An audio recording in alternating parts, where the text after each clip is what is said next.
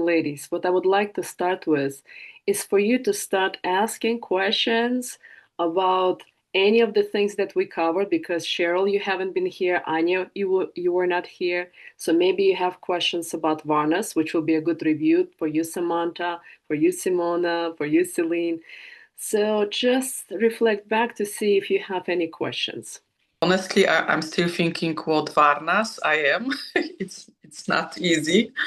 Yes, to finally decide, and I think I have to reflect a bit because I have a feeling that I'm more on this warrior side and a teacher, but I'm not fully sure. Is it real inside of me? As you said, it's only 5% of people, or this is just that society made me to think.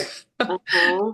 What brings me to this Varna is that I'm usually I'm in some leadership position, whether it's smaller, bigger, in society, in community, in companies, and it flows for me. I don't have to struggle for it; it just happens, and I'm. But at the same time, I'm enjoying to teach, but I'm not sure if it's like fully my area. Got it, got it.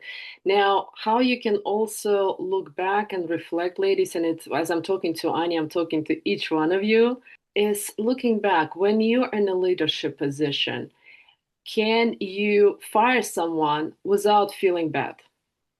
No, of course not. Yeah, No. because warriors, kshatris, which are, I forgot to mention, ladies, there's only 1% Brahmins that are born, 5% kshatri, warriors. 20% are businessmen, Vaishya, and Shudras are everyone else. And so when you're born a leader, a warrior, for the justice of everyone else, you see the bad apple, you can fire them and actually feel that this was the right thing. That's how you know you're a natural warrior. If you're a teacher, I was talking to Olga the other day. She's also confused. Am I Brahman? Am I warrior? Am I Brahman? Am I warrior? Kshatri. I also ask, let's say somebody stands with you with a weapon and they're ready to shoot you. What will you be thinking in that moment? How to defend yourself and kill them back if you see there's a weapon next to you? Or your first thing will be, okay, creator, I accept you. I'm ready to be with you. Kind of that's also, it's like usually the teachers very closer to creator, they'll be thinking, okay, I'm surrendering to you. That's my faith. Okay? That's my destiny. And the warrior, they immediately, okay, there's a weapon. How can I get to the weapon in order to kill him? That's how also in the moment of fear, your natural varna will kick in. And the teacher and kshatri usually kind of, it's the most confusing sometimes because they both have a strong voice. They're here to lead and people will follow. It's just to some you're teaching and developing their knowledge, and to some you're bringing justice. Mm. And in bringing justice, sometimes you will kick somebody's butt, not physically, but if you're a man, for sure. But if you're a woman, you have this righteousness like, okay, I gotta defend my people for the good of the community, for the good of the company, for the goodness of all. And that's how you kind of know if you're more of a warrior or if you are more of a Brahmin, of a teacher. I feel like a combo of those things. And then so I still am kind of confused. And also when I've been presented with sort of a life-threatening situation in my life, I have responded differently than what I thought I would. So there's what I think I would do or what I would like to believe I would do. And then there's the reality of how you actually react. And you don't always have the luxury of knowing how you would react until you're faced with it.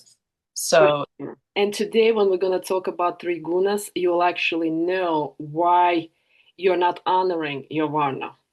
Because we're living also in the three distinctions that we're going to talk on the second half of the meeting, and you'll be very clear why, if you're a warrior, you're acting not like a warrior. Because Bhagavad Gita, which is in India, there's closer to 2,000 holy books, and Bhagavad Gita is one of the main ones. The whole point of the book, where one of the best warriors in the world, there were five brothers, and one of them is Arjuna. The whole book, he talks to God Krishna, where Creator Krishna tells him, go fight your relatives, because their relatives been a lot of sins. And so Creator has a goal to cleanse the whole earth in 5 days. And he's saying, go kill thousands of your relatives, except your four brothers. And he's questioning, he's like, why? Why would I kill my uncle? Why would I kill my grandfather? Why would I kill my teacher? Why would I kill my other uncle? And all of my stepbrothers and all of my cousins. And he's explaining step by step, because that is your mission. You're born a warrior. You don't question it. And then he shows to him that he is God in all of his faces. And then he's stunned. And then he realizes, oh, coward, thank you. And all of a sudden he's noticing, oh, I'm a coward. I'm scared to be in my Varna. I'm born a warrior. He's the best warrior in the world. And God himself tells him, go kill. We need to cleanse up the earth from people who are not running like kings, and all of his stepfather, his grandfather. They're basically kings and the rulers. But they're doing a lot of mistakes, taking advantage of people, corrupting society. And all of a sudden, he steps into his power, realizing, I got it. I'm born to fight, to bring the justice.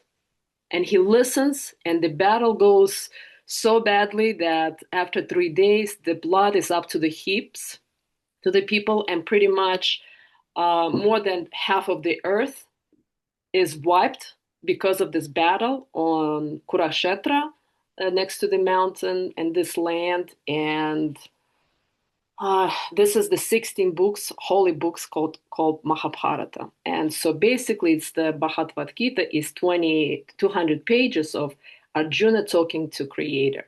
And he is explaining, if you're born as a warrior, it is your duty.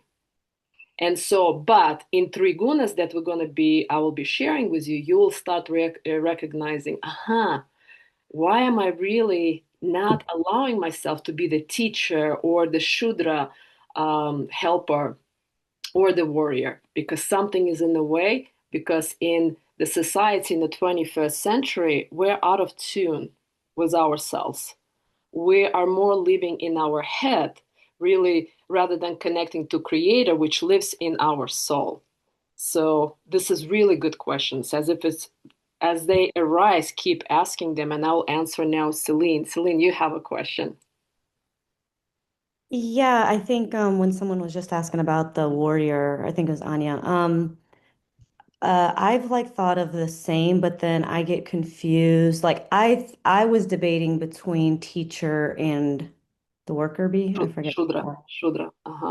Um, but then, yeah, the helper. But then the reason I was thinking warriors, I think one of like the strong things I've had since a kid is like justice and like equality of all people. But where my confusion comes is, I don't know if that's just more of nurturing Tamas. versus nature. Well, like just, that kind of stuff, like just childhood things, or if it's my natural from birth state. And then the other thing more recently in my meditations that have come, I don't know if this is true or if it's just my imagination, but like I saw images of warriors like Native Americans. Like, so I'm like, okay, so let's say in my past life, if I were more in the Native American warrior or like a tribal chief or something like that, if that's the case, could there be residuals Oh, from yeah. past kind of impacting some of those messages? So I'm wondering if that's where the justice, like I'm maybe not a warrior right now, but residuals from the past, like is that such a thing, or am I just like No, absolutely. Actually, Vedas are explaining that until 3 years old, a lot of kids born remembering their past lives, especially until they're one. But until three, sometimes they even say things, but parents are brushing it off, thinking that this is kind of nonsense. But in the reality, yes, we do carry residual. For example, we'll talk about karma, which Liana, you asked a question about a generational thing, but actually, we carry the karma not just in this life, but also previous lives. For example, why do I have such a strong calling, mainly teaching women? And one time I asked my teacher, I'm like, why women? It's like, imagine that in previous life you have obviously hurt so many women as a man that now you feel like it's your duty to clean it up and share your knowledge with women. So there's everything. And by the way, probably somehow we're also connected in our previous life, maybe briefly, maybe somehow. And you also requested me, when I'm going to be in the next life in my 20s or 30s, could you please get me back on the spiritual path? So our souls somehow also interconnected, especially if you feel drawn to me, there's a reason. It's not just this life. It's also the previous life. If you're just going to be here one or two times, probably not. But if you're staying around, most likely we were connected. I feel very strong connection to one of my Russian spiritual guru who've been here in the United States in August, and I've been serving him for a month and a half because our souls also connected in the previous lives. So when we're going to talk about karma, it's going to all come together and you'll be very clear on whatever that you don't like in this life. Consider you've done a lot of damage in your previous lives, and that's why it's kind of coming back to you. For example, one of the things that I always share in my programs is I was very unhappy in my childhood. My mom was very verbally and emotionally abusive and sometimes physically abusive as well. Why is that? Because in one of my previous life, probably 100 years ago or so, I was very physically abusive to my kids, and not one, but four. And so it hunted me back. But at the same time, she's also helped me to get on the spiritual path because I was always questioning why there's so much unfairness going on. Because at age 5 or 6, I'm thinking, I hate life. I don't want to live. But at the same time, she navigated, my soul looked and chose my mother. Because when we're choosing challenging path, because of number one is karma, and second of all, it helps us to find a way to creator in order to learn and grow and to cleanse our karmas. The more challenging the pain and life, the more you are cleansing, not things that you've done in this life, but also previous lives as well. Yes, Samantha. Okay. I had a question about the levels of happiness, and is that okay to change the subject a little? Yes. So 1 and 2 are, the happiness of the body, and then the relationship, and then to get to 3. Do you have to have 1 and 2 to get to 3? Yeah, because to get to the 3, for example, I have to share this again because a lot of you are new. Do you remember I shared when I was in India and we were walking miles to get to the small hut where a saintly woman lives? Her hut is smaller than my office, so I don't know. It's 5 meters by 5 meters with just bed, small table, and as you remember, she had a cobra, real cobra, living under the bed. And people would go from all over India. Some people knew her outside of India. They would travel and would stand in line just to come to hug her for 1 to 2 minutes. And in this hug, you melt. You melt and you experience nothing but just love and happiness. Now, in her case, she has no attachment in what hut she is living because people are bringing her food who don't have money, and the money that they give her, she's giving to other ones who have no teeth and really sickly. She has no attachment to the material things because she needs just a little bit of rice and a little bit of lentils somebody brings her and water. That's all. And when we ask her, but aren't you afraid of cobra? She could hurt you. She's like, why would she do this? She chose to be in this home. And I let her be. So just be careful. Don't walk too fast. Don't walk closer to her because she's sleeping right now. So she has so much compassion towards the cobra that chose her home and sleeps under her bed. And she gives her milk every day. And cobra comes and goes because under the door there's this space and it goes in and out. So for us, because we're not like this Mataji in India, we gotta have shelter, we gotta have food, we gotta have clothes. Because if we don't have shelter, food, and clothes, how can you think about creator if you don't have those basic needs? Then we gotta have a relationship. Also, on the first level, if you have sickly body, if your tooth has root canal, or if your kidneys are failing, how you think about meditation? It's impossible. On the second level, if we don't have good relationship with husband or our kids or our parents, and we're constantly in a toxic relationship fighting, how will you meditate? That will be in a way.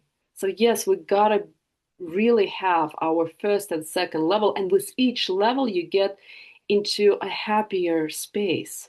You elevate. It took me that many years to now, when I'm in an advanced spiritual program, the only thing I really want is to deepen my relationship to Creator and surrender to Him. But I was not there 10 years ago. 10 years ago, I had completely different goals. So this is a really good question. And talking about also second layer, it's not just, or the first layer, it's not just the body and it's not just love to and connection to our relationship. It's not being attached because we're so attached to the outcomes from our loved ones. And that's where we'll also have to elevate. And we're starting to elevate when we're again begin our spiritual journey. Everything starts to, you just jump through those stages much faster. If you have no spiritual practice, you will be just continue staying in the first, slowly, linearly, in 3 5 years, growing into second, and then hopefully, maybe somehow you can get to third. But without the spiritual practice, you will never get to the third. You'll be going from first to second, and the highest you will stay in the second. But third is not possible. That's a really good question. Anyone else, ladies? Okay, then today I would like for us to start going over two fundamental topics, and we'll start with how we're actually learning in life. How can we really experience the transformation? Because a lot of people um, think the transformation, it's almost like a Cinderella thing. Get me somebody happy pill and I'll transform and I'll be happy. But there's actually the steps, and Vedas are explaining concrete steps, how we need to learn, how we need to listen in order to get to the transformation. So the question is for you is, what do we actually need in order to get the knowledge? And how can we really get the knowledge? So that is the question for you ladies. You need a mentor, and then you yourself needs to be open and listen, I guess, or be malleable. Uh-huh. You're starting to hit really important points. Really good, Celine. Anyone else? I feel like you need to experience things to actually get the knowledge, like not just hear the knowledge, but experience it through life. Interesting. But here's what happens. The problem was that really good, Diana. But sometimes, for example, a woman says, I want to get married. I really want to get married. I really want to get married. But she's still single. All she has is experiences of men breaking her heart, cheating, and lying. And then she can be saying, I want to get married. But why do you think she's not really getting married? No. Very good. Because her subconscious also getting the message is that being scared of a man breaking my heart and going through betrayal is more stronger than her desire of getting married. And guess what Creator gives us?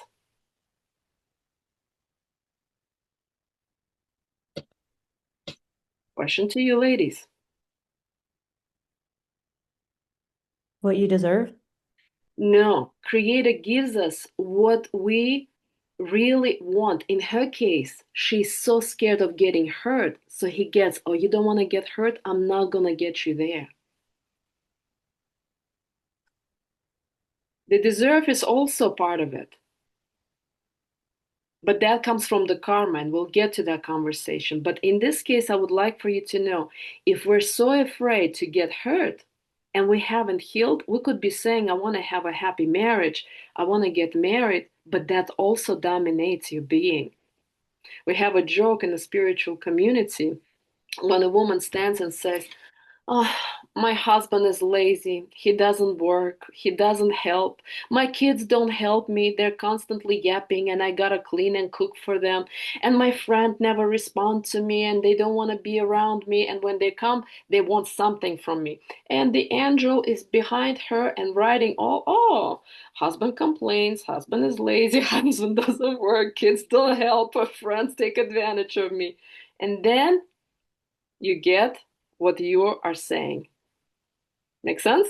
Did everybody get this? Yes. Sorry to interrupt, but how do I raise my hand in the Zoom so that I'm not interrupting, but I can... Sure. Do you see the heart? No. If you're on the computer. Do you see the heart on the bottom? Oh, yes. Okay.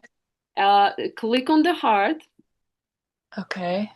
And then you'll see all kinds of emojis. And okay. Yeah, very good. Okay. I just learned this last week, actually. I felt like I was interrupting constantly and was okay. Thank you. I just wanted to know how to do that. Oh, you're welcome. I feel so proud that I know something a little bit technologically. I'm so bad. I'm very inexperienced at Zoom. Oh, same here. So, ladies, today we're gonna go. Let me just screen share something and we'll go into this conversation. Let me figure it out. How can I share? Oh, here it is. Can you see this? Oh, yeah. Beautiful. So let's go over. So Vedas have formula for learning, and there's 3 steps to go from information to transformation. And the first one is the listening, Shravanam. You don't need to memorize Shravanam. I'm just telling you, it's a Sanskrit word. It's receiving wisdom through attentive listening and accepting authority. So there's type of listening: selective, ignoring, critical, ecstatic, attentive, and immersive. What does it really mean? For that, I would like for us to actually open one formula right here, and I want to explain this to you. I don't know how to get rid of these things, so just pay attention to here, unless you can tell me how to do this, because I'm so bad at computers. So the first is here we are ignoring. We're coming to the meetings, we're there, but we're really not accepting the authority. If you're not accepting the authority, and Vedas are explaining, here are senior people. Can you see me? Yeah? Okay. Here are equal to us people, and here are juniors. If we're not accepting authority, we're not going to learn from them. And by authority and older, we have to get that there is creator, there is man, and believe it or not, ladies, we are a little bit below them. We're equally important, but men are older, they're authority. The problem in our West, modern society in the West, why relationships are not working is because we cannot accept that men are actually authority. We took away from them their dignity. And if we cannot accept their authority, we will never have the harmony with them. They're not going to feel that you are following them. and you're trusting their leadership, because men are leaders. And here, let's say, as an example of our group, if you cannot accept, for example, that I am the teacher that giving you knowledge, and you're not accepting my authority, you will not get the knowledge. So this is first. Second is we need to understand the logic. And by logic, we gotta go back here. It's called mananam, reflection. So if you're just listening to me, but you're not asking questions, you are not participating, and you're just watching and listening. Sometimes people say, how was the meeting? Oh, well, good. What did you learn? And person cannot even say, because there was no reflection. There was no questions. That's why when you are coming out of the meeting, I always say, what are you getting from the meeting? What do you have questions? The more you're asking, the more you're participating, the more you're reflecting on what you're learning. And so here's, again, important: digesting, internalizing the information, asking, contemplating questions before, during, and after listening. Revisit and rethink the teachings. Each reflection brings new understanding and the experience. That's why when I go to my meetings, spiritual meetings, I have to listen to it second time, and I have to listen to it third time, and only on the third time I really fully get it deep into my mind what the teacher actually meant to say. The first one is almost kind of on the surface. On the second time, my logic kicks in, and on the third I fully, because a lot of my knowledge that I'm learning, I would say 60% is Sanskrit language. You're seeing right now Sanskrit language, only 3 words. For me, it's 60%. I don't know Sanskrit. And so I have to really absorb and get it. That's what the teacher actually means. And so without reflection, we're getting the knowledge here in front of us, but we won't be able to experience the transformation. And you got goals coming here. And if they're important, we gotta participate and reflect. And the third one is nidyahasanam, applied practice, which is conscious practice, translating knowledge into your own language and life. Meaning you are asking yourself, how does this apply to me? You are pretty much, whatever I'm sharing, translating it into your own language. Why do I need this? How will that help me? How will that get me to get married, or have harmonious relationship, or have a good health, or have vitality, or have the happiness, whatever, or femininity and softness? How will that apply to me? And you gotta write it in your own language, so it becomes not mine. It becomes yours. And so going back to this other formula, let me go back. Here it is.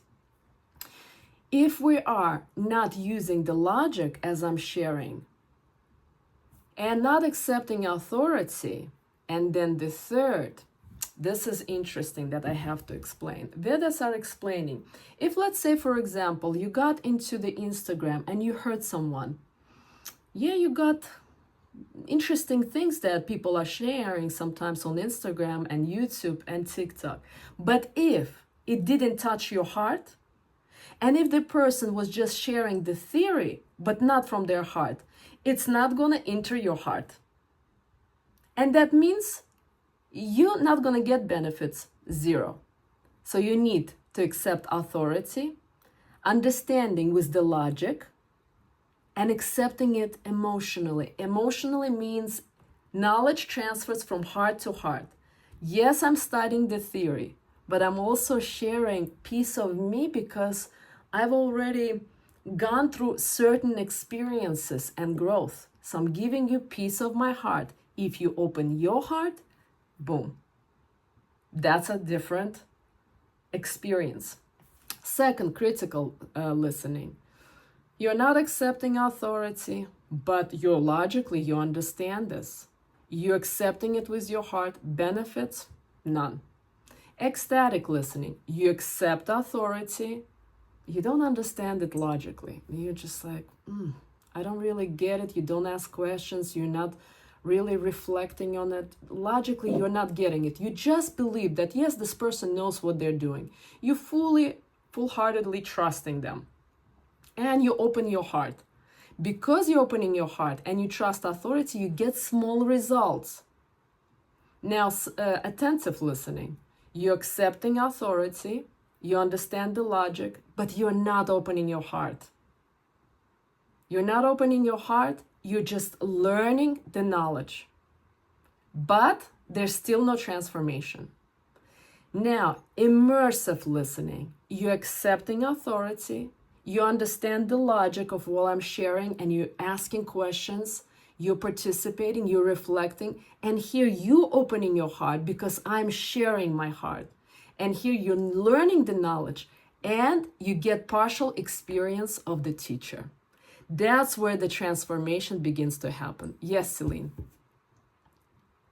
Is it okay if you feel like you are, like, let's say at the immersive, but just don't know how to apply it, which I think is that third one?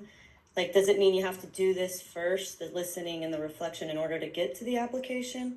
Because I feel like I do all three, but then when I think of like the applying in some cases, I'm like, well, I don't know if that's a message or a signal, or if that's more of a like, testing me, let's say, right? Seeing if I really am true to my values or what I believe. So that's kind of where I waffle sometimes. And I think that's more an application maybe.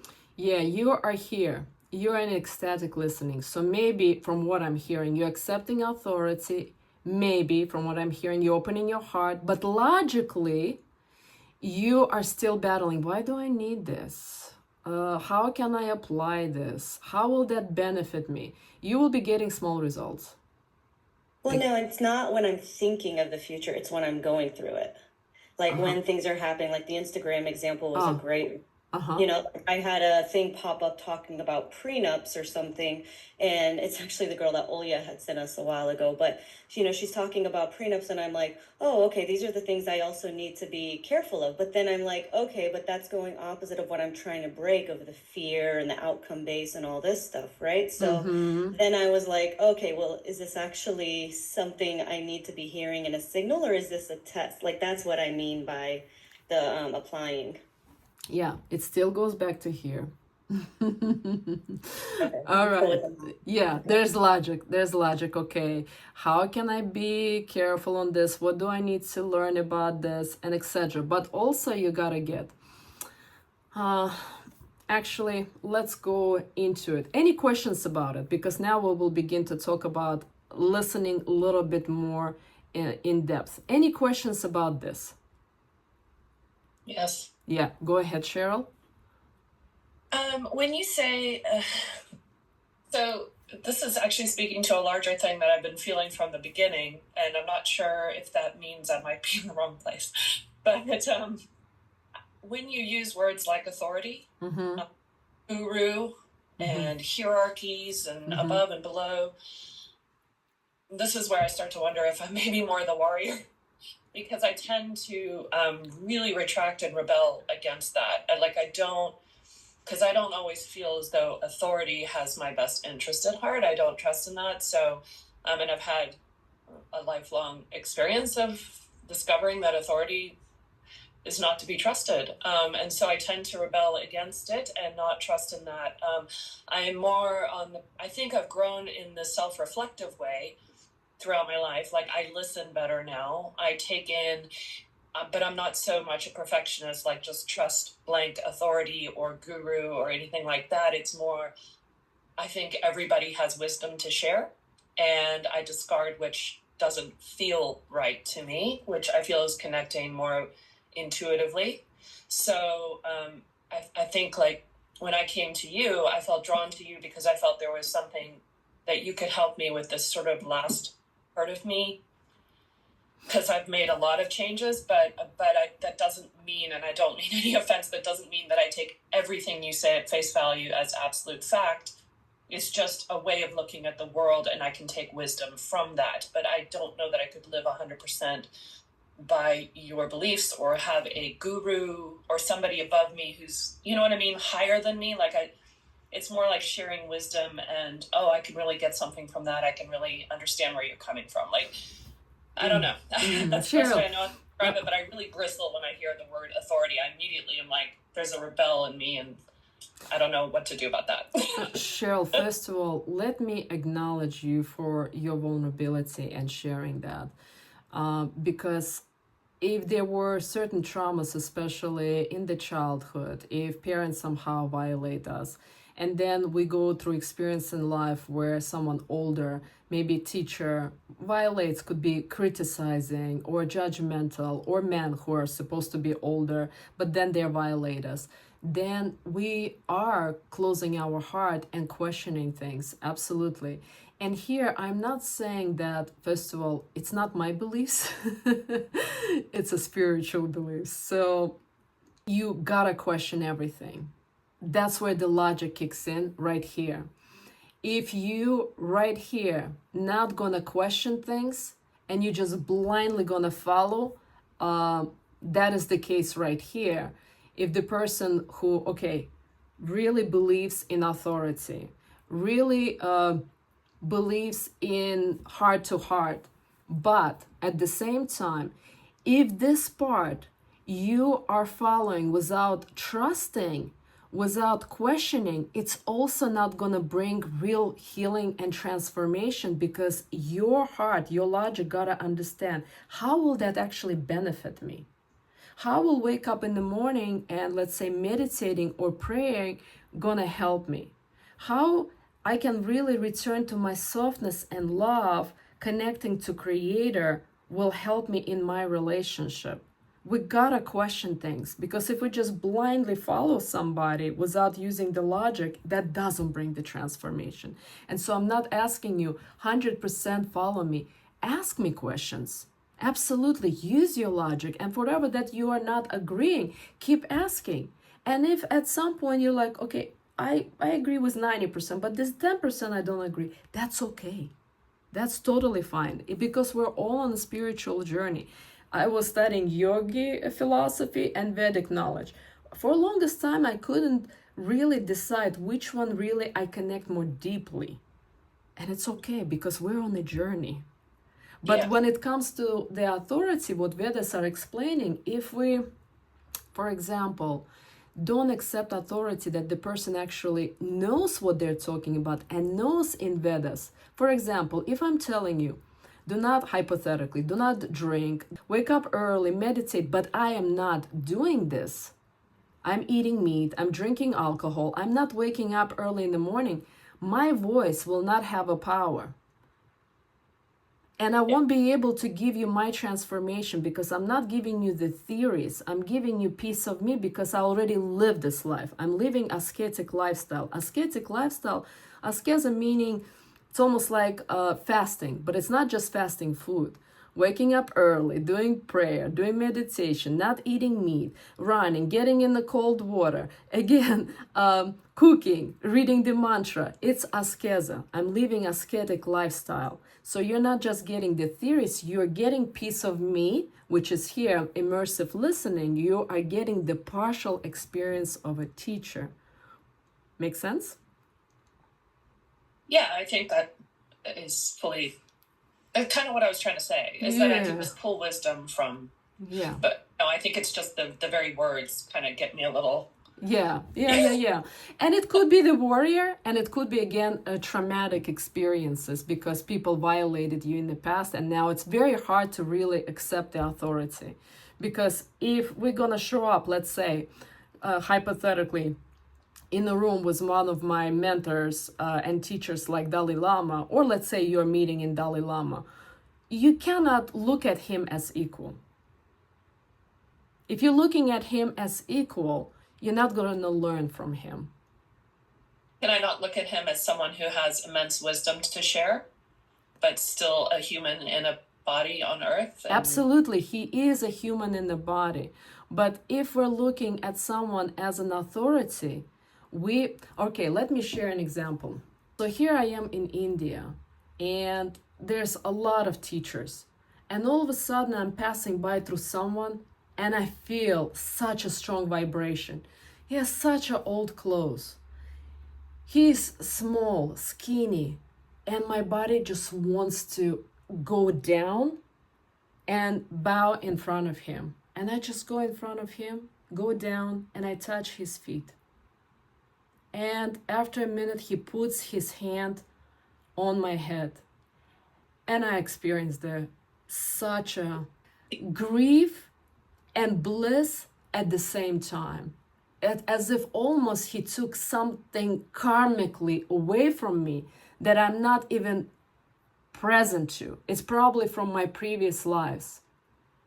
And as I'm getting up, looking at him, he looks in my eyes and he can see through me, not just in right now, but into my soul.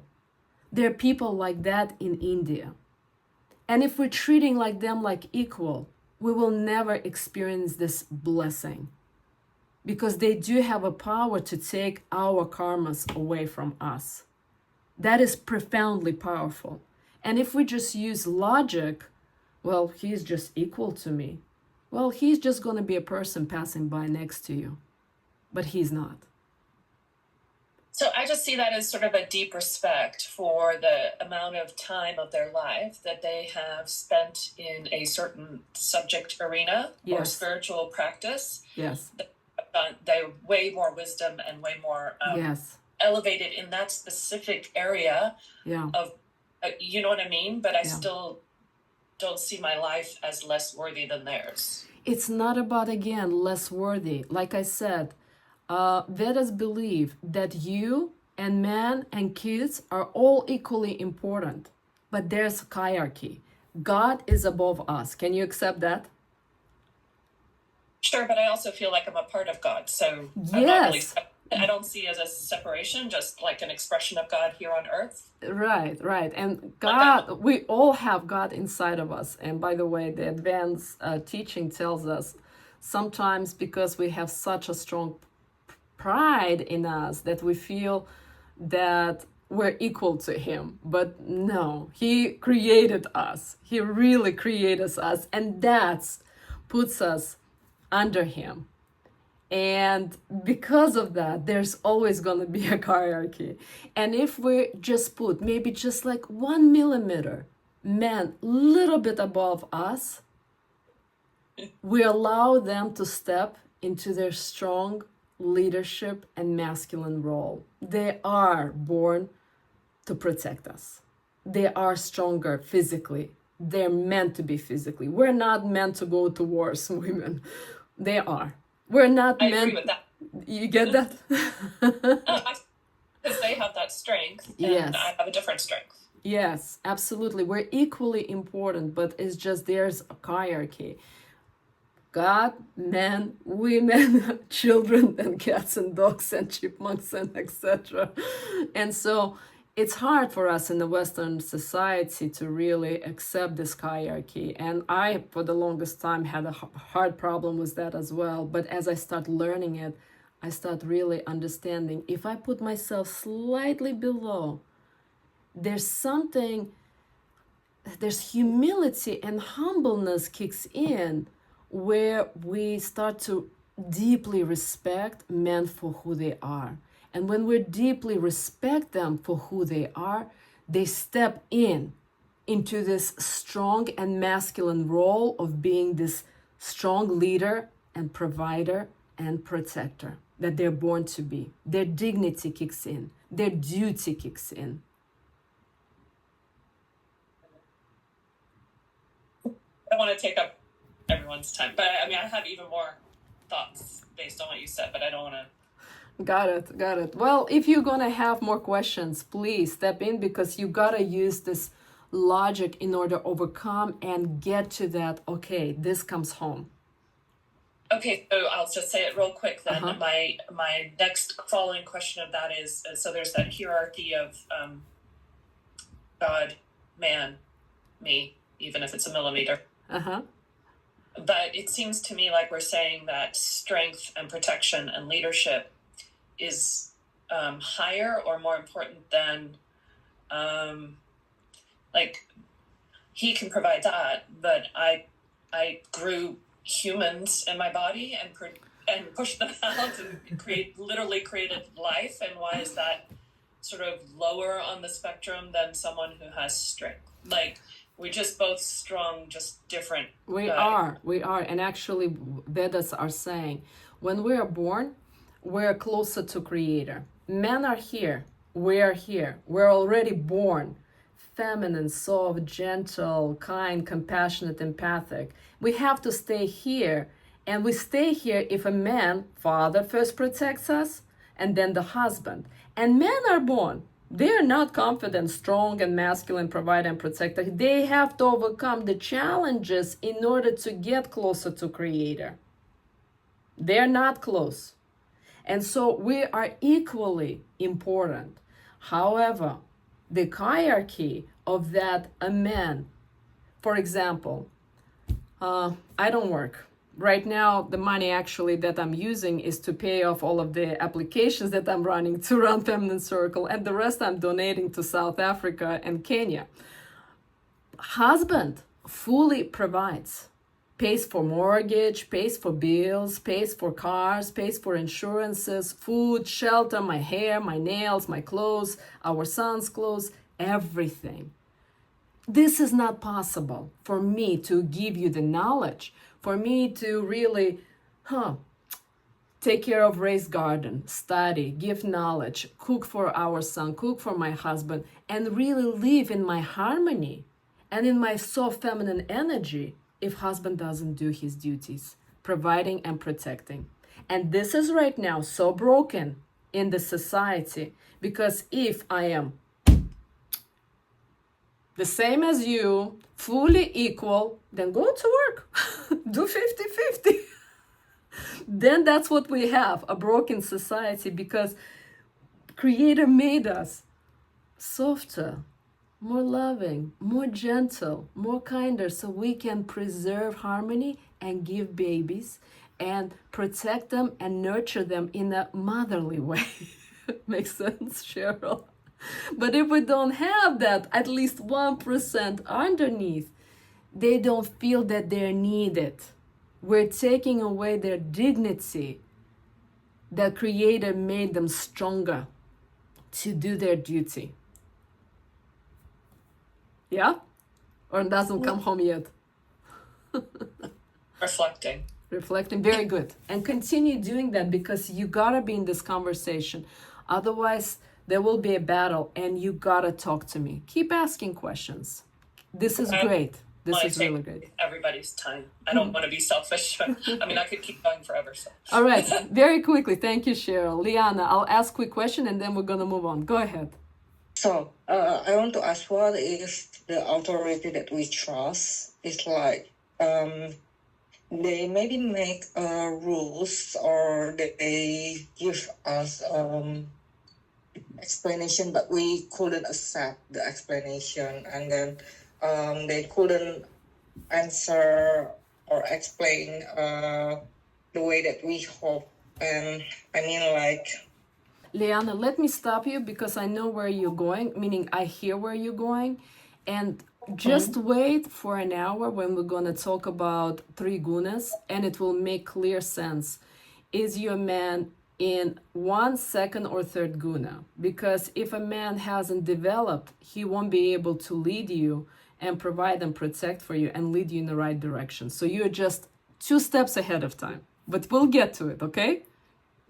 Just stay in the conversation. Thank you so much. I appreciate it.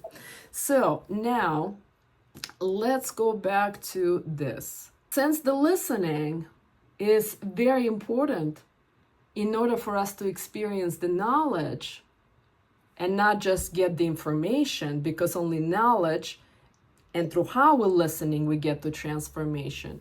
But at the same time, we have a different ways of listening, and there's errors in the listening. So who might share what kind of errors we might experience as we're listening? Anybody? Exclude yourself, like think that applies to certain people but not you, or Beautiful, really good, great example. Yeah, that applies to her and other people, but it really doesn't apply to me. Great, thank you. Write it down, ladies, Because if you listen from the perspective, okay, it applies to majority or some people, but not to me, you are not really listening. You're not immersing yourself into the listening, because then you're already thinking from a critical point of view. It's like, well, that doesn't really apply to me. That's a good one. Where else? What other errors we might have in the levels of listening? I feel I'm kind of calling myself out right now. I kind of am a daydreamer a bit. I don't know if this is relating to your question, but sometimes I'm listening, but something you say will like trigger a daydream, and then I'll have to like refocus myself back. Really excellent. Thank you so much, Selena. And then what can you do to get yourself back into the conversation? Because the moment we're daydreaming, we're not reflecting. Going back to mananam, reflection, if we're not asking questions, if we're not acknowledging that we're daydreaming, if we're not actively listening and not really asking questions, not participating, the daydreaming, our brain is like gone. We're in the south, we're not present. How can you interrupt that?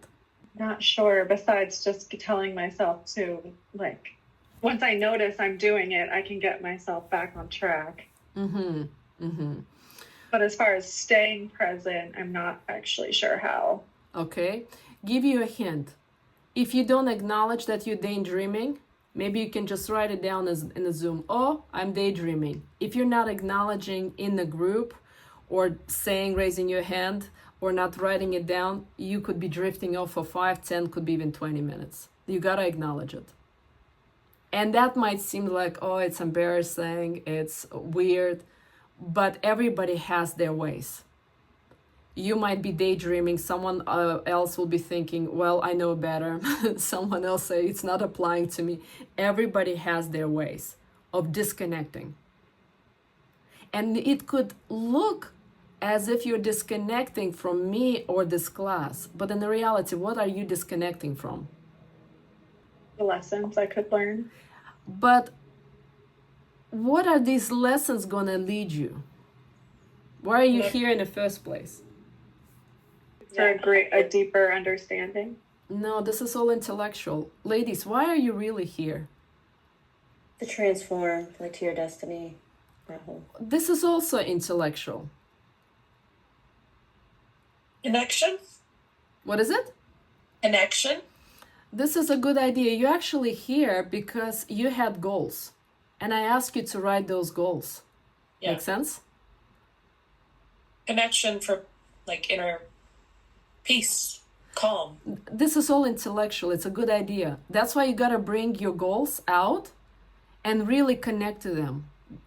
Do you still feel motivated? Because if you are not motivated, or if you chose the goals that are not important, that's when you go south. Because here, right now, we're learning actually how to learn. And we are confronting our mind, well, not mind, our brain. Our brain likes comfort. And I would like for you to write a formula.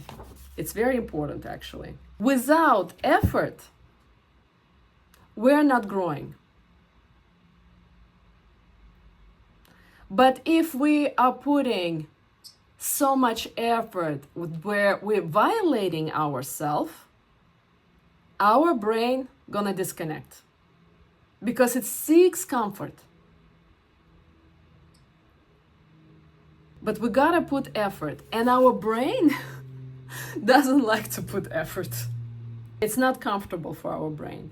And that's why I'm sharing how we gotta listen in order to actually get the knowledge, and then in order to get the transformation.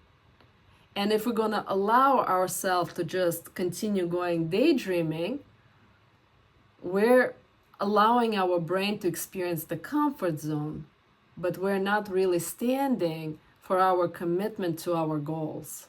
And that's why really being present to our goals, maybe reading them and having them close by, it's so important. Because sometimes next day and next week you will even forget, why am I in this program in the first place? Make sense? Yeah. Who already feels that, oh, I don't even remember what my goals are? Raise your hands. Yeah, you get it. Yeah, very good.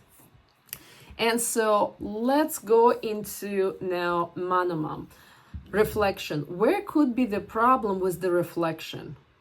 Would it be our perception? Beautiful. Yes. Everything has to be perfect. And when we're attached to the perfection, well, the question might be weird, or I'm trying to be perfect, then you're really procrastinating. You're not going to get results either. Asking the perfect question or doing it perfectly or whatever that into perfection, you're going to continue procrastinate and there will be no results.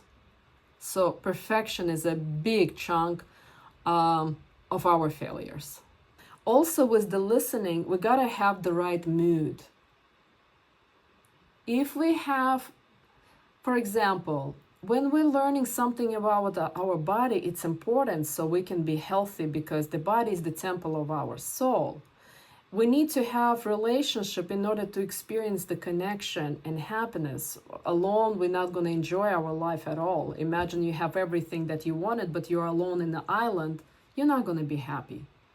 But same thing with our soul. The knowledge that you're getting right now is the knowledge for soul, and we got to nurture it. And so, for example, why do I tell you to, if you have intrusive thoughts a lot, to put the music of monks? Because they are vibrationally much higher than we are. They have much deeper relationship with Creator. And if we're getting into their mood of how they've been singing to Creator, our vibration meets. We're not going to reach here, but it will be halfway. We're here, but we're listening to them. We go higher. And so when we're turning our mood to learn this knowledge, not from this righteousness, but actually being open, then the knowledge comes home like a honey to the soul, and it's like, oh, this feels good. This feels good. So we got to also have this right mood, the right listening. Otherwise, it will be bouncing from we already know. I already know this, I already know that, and it will be very hard to really experience this knowledge that really gotta come to our soul. I think a mix of the two, though. Like even in my reflection, I was going to say, depending on when I'm listening to it or what I'm going through, I take different messages, like especially on some of these like 1 or 2 hour type, like Zoom or workshops. I think it's so much information each time, depending where I am and whatever problem or some conscious thing that I have, I'm taking something else away. For sure, Celine, thank you. And that's why I was sharing in the beginning, as I am right now in advanced spiritual course, I am listening to it, not second time after the Zoom meeting. I'm listening to the third time, because only on the third time it really goes much deeper. Because first time sometimes it's like somewhere here. And then second time it's like really goes in my head. And only in the third time it slowly comes to my soul and it absorbs and like, oh, I fully now get what this conversation about. So thank you for bringing this up. Now, also going back to the listening, sometimes we listen too much. What is the problem with listening too much? Taking action. Beautiful. Thank you, Cheryl. We're thinking, we're listening. But if we're not taking action, will we experience actually the transformation? Yeah, No. And a lot of times people are also listening, okay, let me listen to this person and this and this and this. We all want happiness on all 5 layers. We all of it want. And when we're going after it all and listen too many and too much, then we're really also getting 0. Yeah, for me, I was going to say it creates confusion, like it's too much noise. Too much noise, absolutely. Really, really great. And then there's also another problem, listening too little. What's the problem with that? Not enough knowledge. Not enough knowledge. Not enough knowledge. It's like, well, I already heard this and I already heard this. Well, I'm not gonna even listen to that because I actually kind of know it. What do you know? Not really clear. It's like very little knowledge and it doesn't really sink, and we're not really learning or growing. And Vedas are also saying that we need to have the word abhideya means how. How can I get there? And so this is formula right now that I'm sharing with you is how we actually can get there. Listening, reflecting, and then applying the practice. Because if we're not asking question during the reflection while you're listening to me, how will that apply to me? How can I use it? It's not going to really sink in with your logic. That's what's important. Is it normal or typical, I should say, because I've been with you for 3 years now, and I feel like I will listen, reflect, apply, and then, but I still find myself like having to start over and do it almost on like a deeper level, and then it like goes around, and then I have to redo it, and it's a little bit deeper this time. And so is that typical? Absolutely. Because I am now in advanced spiritual course, but honestly, I am learning pretty much the same thing, but it's on much deeper level. It's like sometimes you go to the first grade, you're like 2 + 2 = 4. On the fourth grade, it's 2 + 2 = 4 - 2, blah, blah, blah. So you're adding a little bit and adding, and you're really becoming more and more advanced, but it's still mathematics. It's just a little bit more advanced and little bit more advanced and little bit more advanced. But we're just continue to deepening our knowledge, continue to deepening our spiritual knowledge. Absolutely. I read Bhagavad Gita several times. Each time, almost like I'm reading a new book. There's completely different understanding because I am growing and I'm hearing it and reading it from a completely different lens. Or Sri Bhagavatam, as I'm reading it second time, it's like the whole world opens up to me on a completely different lens. Before it was all about relationship. Now it's not about relationship at all. It's just about me and Creator and how to connect to Him deeper. So it just depends where you are. Really great question, Samantha. Also, we have a serious problem with listening. Let me go back to that. Is, for example, you're vacuuming or cooking and you're trying to listen to a very deep spiritual knowledge. Will that work?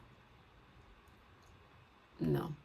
Your brain really gonna listen to one, or it's gonna concentrate on the cleaning or cooking. It cannot do two things. And in the reflection here, we also have a problem. I want to share with you one of the examples. First of all, our brain doesn't like to think. It likes to have thoughts. And who knows the difference between thoughts and thinking? Who wants to share? Thoughts are just chatter in your brain that, words you keep telling, saying to yourself, conversations you have to yourself all day. And what is the thinking? Yeah. And then thoughts are when you start to think a little more critically about why that might be, or looking at it from a trying to figure it out type. Sorry, I don't know if I'm expressing that well, but, trying to figure things out, understand it from a different perspective. Yeah. Very good. Very good, Cheryl. For example, thought is, I'm not good enough. I'm not smart enough. It's not going to work out. It's a thought. It's a passing thought in your head. But thinking is actually, how can I make this happen? And so we have a tendency being lazy in thinking, because thoughts, we actually have a lot of them. And they're passing there, and they actually take a lot of energy and power away from us. But the thinking actually takes logic to process things and how to do that. And here we have a problem also. For example, I want to share with you, if I have to read a recipe, how to make a bread, I'm reading the recipe, but guess what my brain is doing? Do you think I'm following the recipe 100%? I do 90% by recipe, and then my brain wanders off and I do 10% my way, not fully measuring it exactly how it says I'm supposed to do.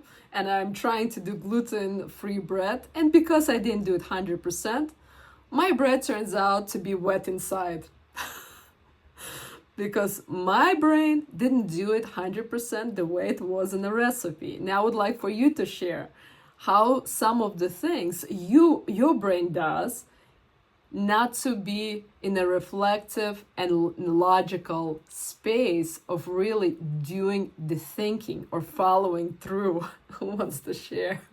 Everybody has their own ways. Somebody is too perfect and somebody is like me. Also wanders off for 10%. In meditation, I think. And like even when I'm teaching a different form of meditation, I say like watch your thoughts like pass like a cloud, so it's more inactive, versus I think a lot of times in the beginning of the meditation, when I'm doing my own meditation, I go in thinking mode, like where a thought will come and then I'll go down a rabbit hole of like, oh, I can't forget that, oh, and then I need to go do that, you know, so then I need to release. So for me, the candle, as you know, kind of helps me kind of get back to where I am. But this is purely in meditation. So day to day, whole nother story probably. Wonderful. Thank you for sharing, Celine. Anyone else? No? For me, one thing I do that I notice, and it's really a problem, is just like having to listen to something. Like if I'm cleaning or, doing something, I have to listen to something. And it's like you said, it's just like I'm taking in all this knowledge, but I'm not really reflecting on it. I'm just listening, and it's kind of a distraction. Yes. And yes, Rita, and with that, do you think this knowledge actually is getting into your mind and will lead? Yes. And it will not lead to the learning and transformation. And the problem was that if after an hour, when you finish cleaning or cooking or organizing, you're going to start listening to it, you will sit down and start listening to it. What do you think your brain will start doing? Thinking about something else I have to do, or, This is one, or it will say, well, I already heard it. I already know it. Yes. You get it, right? Very good. All right, now let's look also at another graph. So here what happens, process of assimilating the knowledge. This is how we're supposed to do. Listen, and we learn how to listen. We clarify, reflecting, asking questions. We interpret, meaning, how to make it mine. We're taking notes so it becomes my own knowledge, my own language, not mine, yours. And then we share, we teach, we really feel that, okay, it's mine, now I can pass it into someone else. But how does it really happen in the world? We heard and we explain without really fully reflecting on it. Why do I need this? How is it empowering me? How is it gonna get me to where I want to? And not really getting its own language. So we do everything backwards. And then also I want to share this graph. Sow a thought and you reap an action. Sow an action and you reap a habit. Sow a habit and you reap a character. Sow a character and you reap a destiny. Your thoughts, by the way, where do you think our thoughts coming from? Belief structures? Very good. It's our worldview. And the beliefs comes from our worldview. Now, if we're gonna continue living, for example, in our 100% material world and violating our body, our emotions, our relationships, and continue violating people, and our thoughts, our worldview gonna continue giving the actions that are connecting to that thoughts and belief system and worldview. And here what we're interrupting is really, okay, how can I start shifting my worldview in order to really shift my thoughts process, my thinking? Because thinking gets you, like I said, you get the knowledge, then it slowly starts to drop into your soul, And after it drops into your soul, you start to take action. And action takes you to a new habit. For 12 years and few months, I never missed meditation and prayer. It's now my habit. It's part of my life. Now, because of this habit, it shifted my character. Shifting my character, it also shifted my destiny. Maybe my destiny was to be somewhat similar to my parents' lifestyle, which they were always arguing, fighting, miserable relationship, and gone through divorce. And when I was pregnant, I shared with you that I was very scared. I didn't know how I'm gonna be a mom because I didn't have a really, it's not just loving environment, it was a scary environment that I was brought up. But because of the action, habit, my character changed, and therefore my destiny changed. Who wants to share anything, especially for you, Samantha? What's shifted because you've been with me for 3 years? What started to shift? Or maybe you've been here only a few months, or maybe a year. What started to shift? Who wants to share? My biggest shift is a new found patience with my kids and a huge slice of humbling when it comes to interacting with men. And I really that. Thank you. Thank you, Samantha. Anybody else? Well, I think a little bit similar to Samantha. I think that my view of men and women changed. Just as we had this discussion on the beginning about the hierarchy, it was very difficult concept for me as well on the beginning, but I got it through some time on reflecting and listening to you why it is important. And this is nothing about equality, but rather what we were born to. And I think this really helps when you get it, when you feel it, when you take it inside of you as a woman, to accept men and their responsibility and help them feel admired, and to give them this respect they crave. Because without it, it's impossible. I used to feel, the same, that I'm equal to men or even better, in many areas of life, and it doesn't happen. So I think this is a biggest shift I saw and I experienced. Yeah, and my interaction with men are even with my bosses, because male boss is also double in authority. And in the past, it wasn't impossible for me to accept it, and sometimes I had clashes. So even in my work environment, it helps because they are older. Yeah, especially male boss is older, but also in private life, also in family, because the father is also an older figure. Yeah, which I used to fight with my father a lot on disputing the world views and so on, not like fighting, but so I think this is the biggest shift I experienced. Yeah. Thank you. Thank you, Ani. And what you're really pointing out, when we are accepting them as a senior, as an older, we're really accepting for who they are.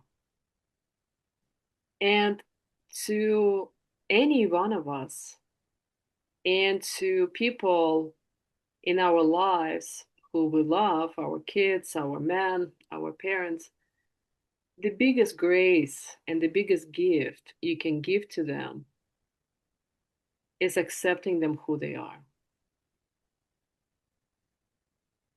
That's what real love is. You can tell them how much you love them, but if you don't accept them who they are, they don't experience the love. And when we accept that men are senior than us, we show them naturally the respect that not that they earn, they are already born into their duty of being a man, of protector and provider and senior than us.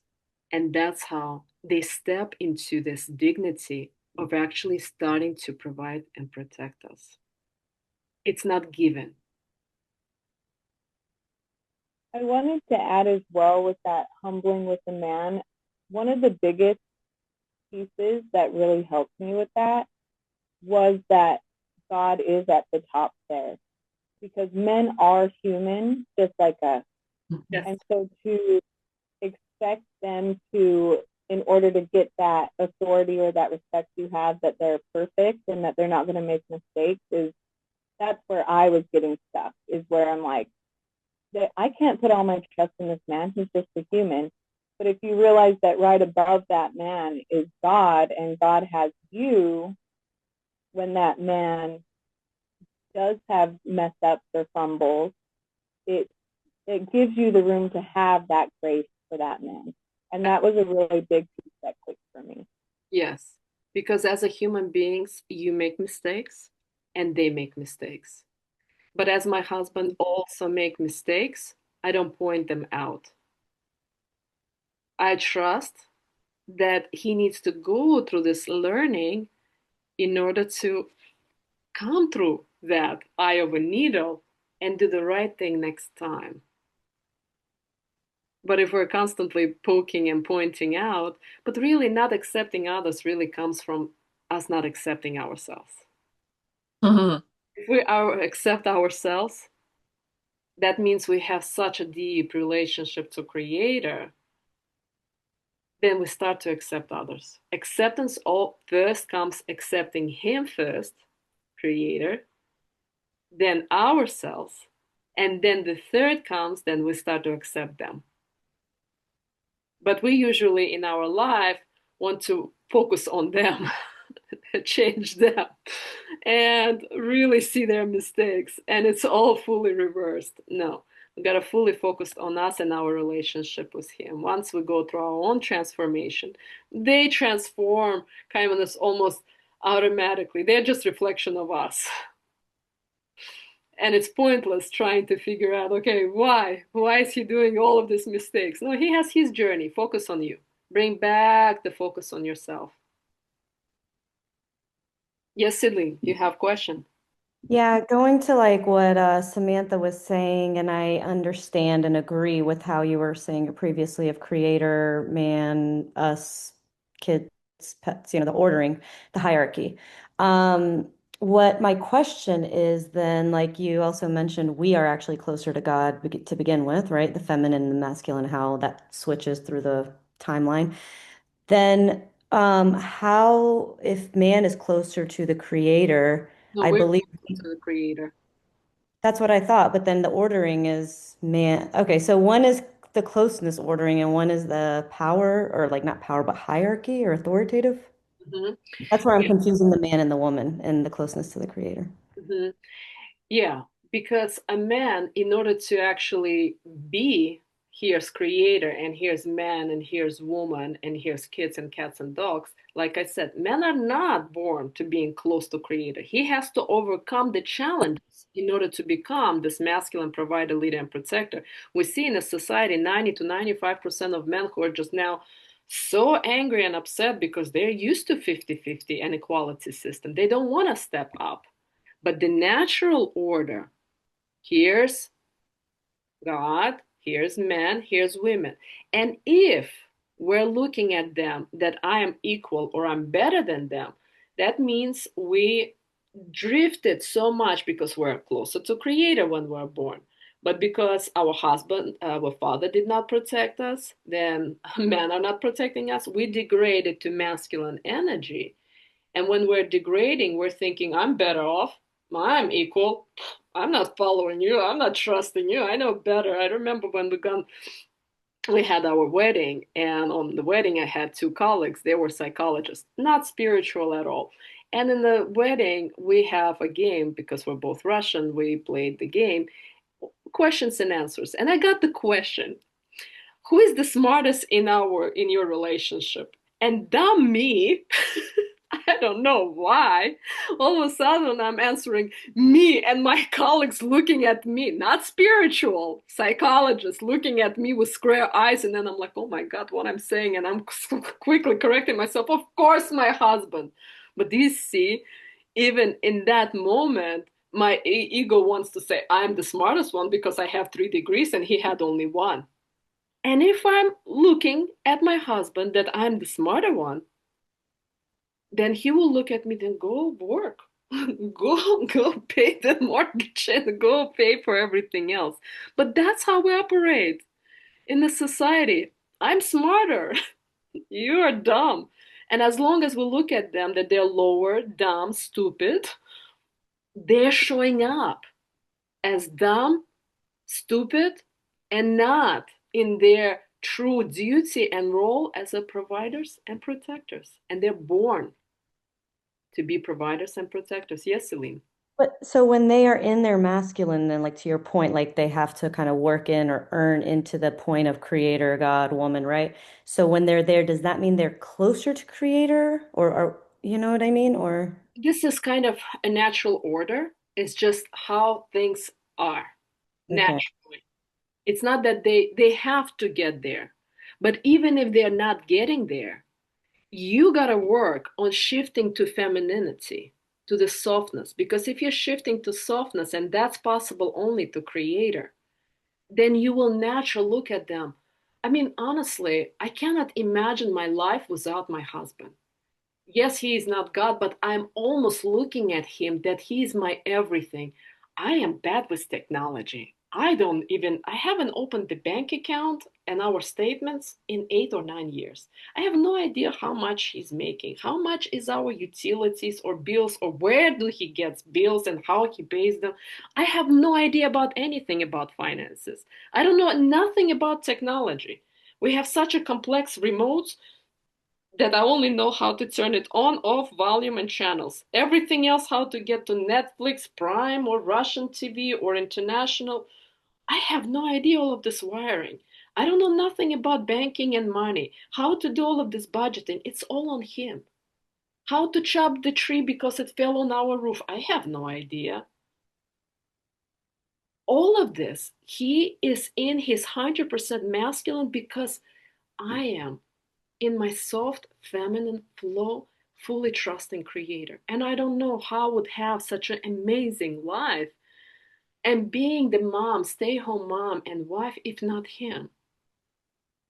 Who will be cleaning the gutters? Who will be doing the grass? Who will be buying the flowers, paying for bills, taking to vacations, allowing me to study spiritual knowledge, giving you the knowledge and sharing it? None of this will be possible. Yes, I would be making 6 figures like before. I would hire somebody who would clean the gutters and cut the grass and chop the tree if it will fall off.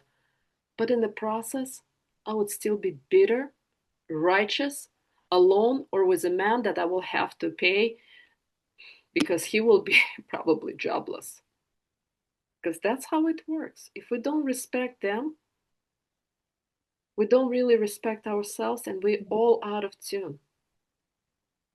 I am in India, I go into the gas station or the store or a restaurant, men bow in front of me and call me Mataji. Mataji means dear mother. Even if I don't have kids, this is how much respect men have to women. And how women are bought, but again, not in everywhere, India, in a certain spiritual towns. And that is at the core what really makes us as a human beings happy. When we have this relationship with our men and not demanding or have this high expectations and attachments to those demands. No, you gotta pay the bills. No, you gotta. No, I don't demand anything because I'm fully surrendering and trusting him. He's stepping up and he's doing it. I want to go to South Africa. Okay, when do you want to go? I will go then. Okay. I want to go to Turkey. Okay, go to Turkey. I want to go with my friend to Chicago and I want to serve my teacher for 10 days. Okay, go. Everything is yes. And everything is yes because there's so much trust, respect, and love that yes, you are my husband who I trust 100%. What are you hearing, ladies? Yes, Selena. Unmute yourself. Sorry. I had a question because I understand all of what you're saying, and then I have a certain situation I'm not sure how to go about. So if you're respecting your husband in those ways, but then sometimes you feel spoken down to in like a disrespectful way that hurts you, or could be rude, and they may not mean to, would you completely just leave that to God and pray about it if it's something that bothers you, or would you bring that to his attention? This is such a great question, Selena. We can never allow our man to misbehave. If a man will ever raise his hand on you, or he will be rude, or will raise his voice, I will tell you, my husband is never rude, raises his voice, or anything like that. But once I visited his workplace, I think it was 2 years ago, and men are single focused. We try to multitask and cook and talk on the phone and take care of the baby. Men are single focused. So I'm at work in his office. He's answering all of his brokerage phone calls, and here's the drivers, and here's dispatchers, and talks to other brokers and the phone calls. And here I am, brought him lunch, trying to connect. And he's with the serious phone. Honey, I'll be back with you in 5 minutes. I left the lunch. I left. He came home. He's like, why did you leave? I said, I just couldn't handle. You're too serious for me. Because the moment he comes home, he's like, he's fully shifting to his energy when he's relaxing. He's not serious and bossy like he's at work. But let's say hypothetically, if my husband would ever, like in your case, my husband will, let's say, be rude, I will walk away an hour or two later when he shoots back to whatever is normal. I would say, honey, I know you had a serious day, maybe breakdowns or something, but please don't ever do this again. That deeply hurts my feelings. And you don't want me to be angry or upset, or maybe erupt like volcano in a week or two because I'll be accumulating things that I don't like. And I'll be gently telling him that. You gotta point out. You gotta point out. And the more on a violation scale they're acting, for example, if a man will ever raise his, let's say, hand on you, you gotta move out and put a distance and pray or meditate, and until he fully repents, and that usually takes months, 2 or 3. And if he really repents, you can give him a try. But if he doesn't, maybe it's time to move on, if he's just a boyfriend. Because sometimes women ask me questions when men are really misbehaving, but if you're taking him back and back and back, you are telling him action-wise that it's okay to treat you this way. So we gotta really, my son likes Legos. So let me show that Legos are everywhere. We are putting our men like Lego together. We, not they are. And a lot of women saying, well, I'm not a mother. No, the way my husband is perfect for me because I put him together. But how I put him together is working on myself. And as I was working on myself to become more softer and gentler and more spiritual and connecting to Creator, he's now starting to reflect me. I am 80% on my feminine. I shift to masculine, ladies, with you when I'm giving you knowledge, really. And it's a combination of both. But otherwise at home, most of the times I'm like, hey, honey, do you want to eat? Let's go for a walk.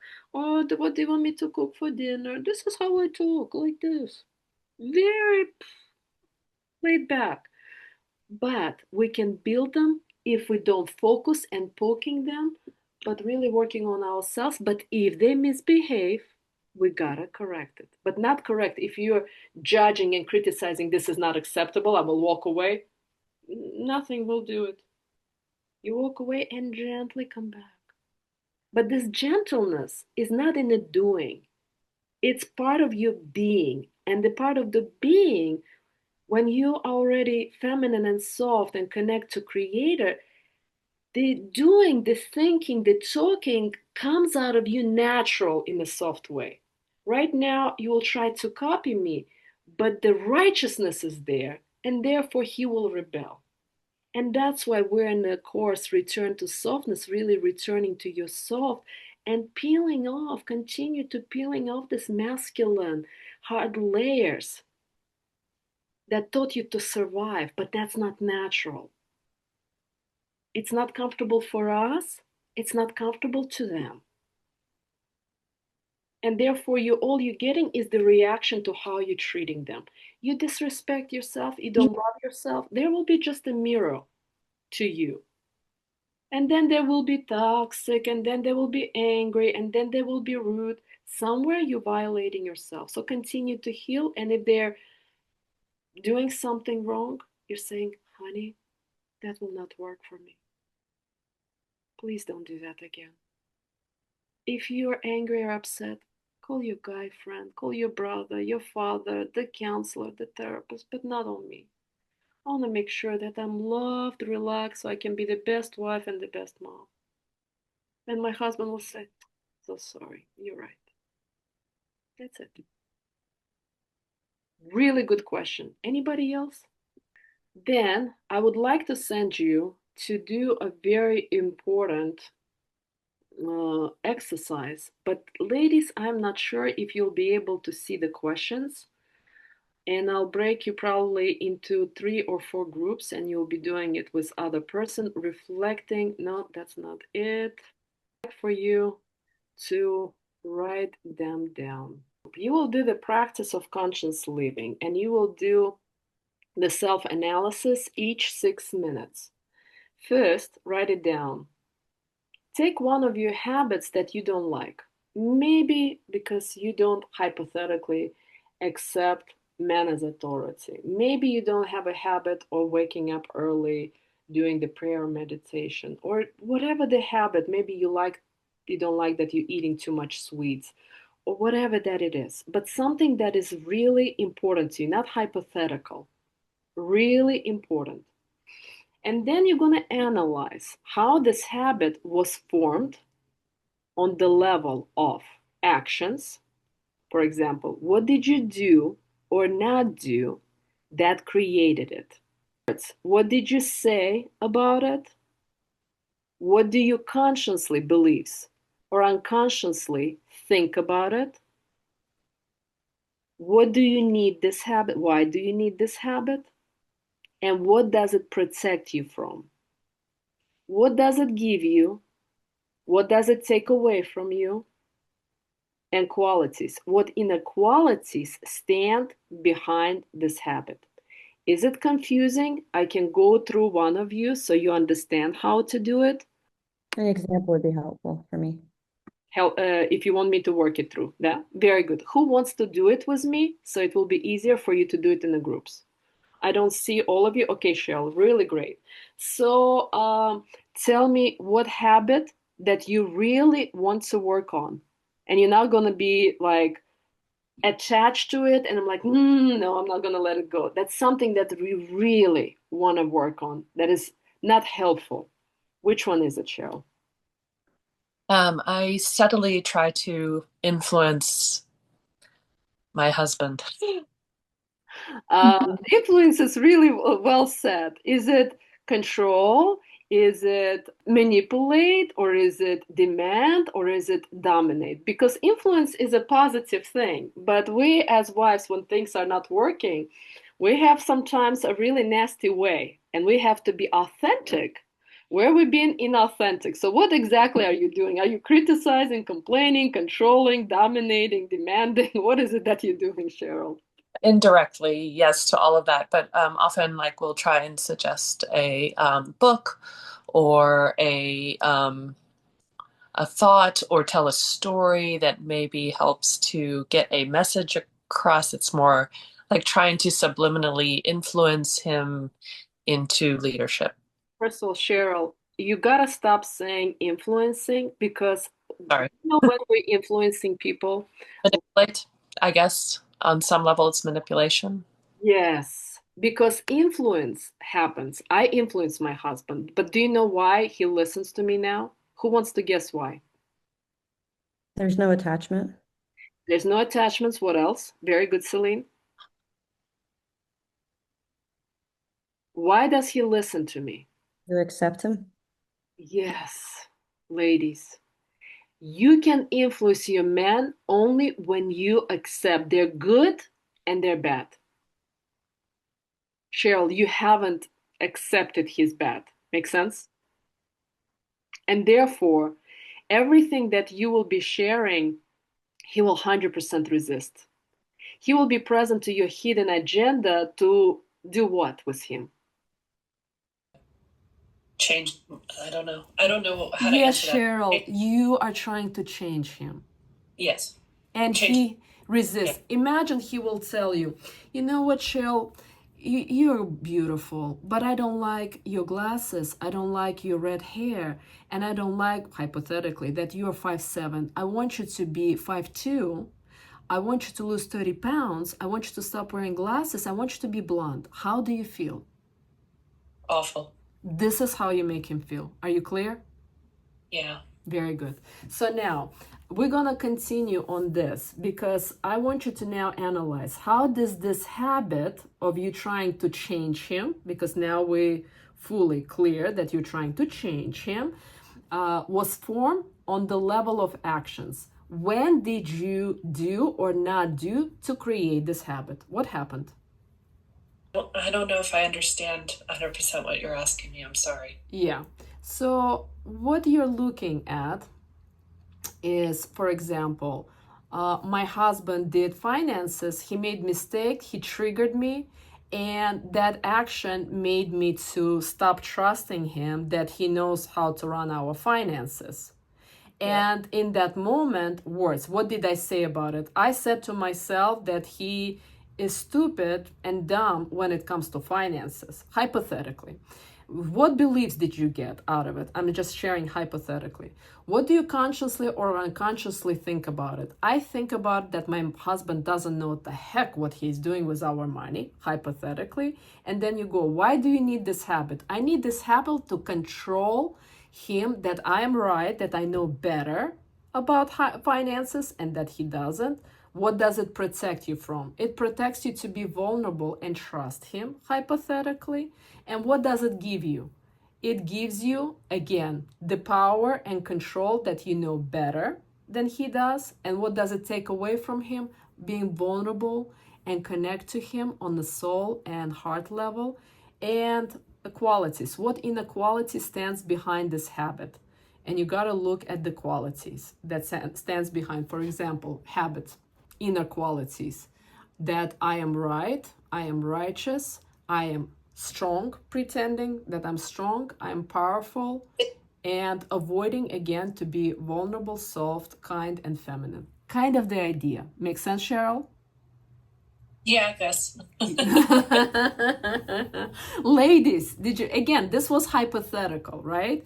I have no idea what you have with your husband, but I'm just giving it as an example, ladies, so you all can get what kind of habits do you have either with your husband or yourself or your kids or your health. And that's how you wanted to dig up the dirt so you can really transform that. Because do you remember, as I shared, a woman says, I want to get married, I want to get married, I want to get married. But until she really gets that subconsciously, she's really scared of being married because her mother, her grandmother, and everybody was telling her men are betraying and cheaters and liars. And she had one experience. She's now more scared of being actually married because she's afraid that they're going to hurt her man. And so we're digging that stuff out. Any questions, ladies, before I send you into the groups? I don't see all of you. I just see 5 of you. So just unmute yourself if you have a question. And make sure that you write those questions because in the moment when I'll send you in the group, I'm not sure if you'll see them, ladies. I do have a question. Yes, Samantha. What if it's a habit like smoking tobacco where there's really no benefit? Like, I'm struggling with that one where, like you're saying, we're like digging up stuff of like what it does for you and why and what are my beliefs. But superficially, and maybe I just haven't thought about it enough, but I don't really know any of the benefits of what that brings. Mm-hmm. So I, like the words and the beliefs and stuff are a little bit easier for me, but the why and what does it do for me and the qualities, I get stuck on something like that. So you are talking tobacco smoking for you or for him? Me. You. Okay, got it. I don't know if you were in the program or not when I shared once. One of my clients brought her grandmother who was in her 70s and late 70s, and she said, please do everything to help my mother to stop drinking alcohol. She's drinking half a bottle of vodka on the weekends, full bottle of vodka. When I heard her grandmother, who pretty much grew up in the German Nazi regime when she was in her, I don't know, 10 or 12 years old, I can understand. She lost one of her parents to the war. Everything that she describes, vodka is to her the best medicine. And when I told her, my client, I said, you're trying to take her best medicine away. And so you gotta really look deeper. What does really tobacco is trying to numb? Some of the pain that you've gone through in your childhood, maybe, or in your previous relationship, because there has to be some kind of benefits. Or sometimes my in-laws come over and they say, you still don't eat meat? Oh, poor you. Like, how are you surviving, right? To them, it's very hard. Because to some people, eating meat and drinking alcohol, it's totally fine, but my body doesn't need it. I'm totally fine. And so sometimes we gotta go through the tobacco in order to close some kind of traumas and pain. And until you heal that, you need that tobacco like medicines. When you heal, no need. Make sense? Like some people need to have alcohol on a daily basis, like for this grandmother, because to what she survived. Yes, Samantha? So look at the benefits deeper. Any really great question? Anyone else? No? All right, then can I close this tab with the questions? No? Write it down, okay?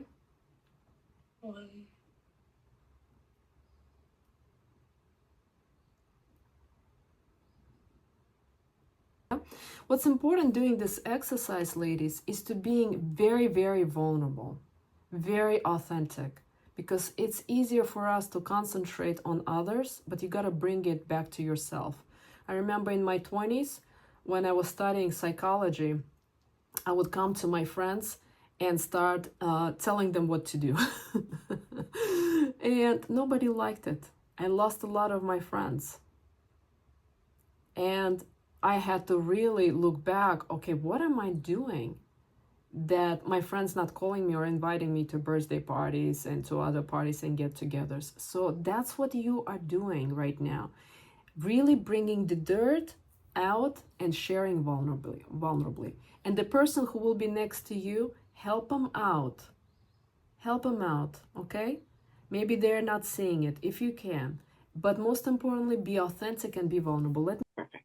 All right, who has urgent call to share because you had either aha or insight or experience that I get what it really takes, what's really there, and you were able to dig it up? Or who wants to share? Just share. I could share. Go. So for me, one of the habits that I really want to work on is my discipline. As far as like waking up earlier in the morning and praying or meditating, and then also my discipline in my diet. So I'm supposed to be gluten-free and dairy-free, and I have been for a while, but then I kind of like tracked back onto my old ways, knowing that it's not good for my health, but it just feels like it's just easier.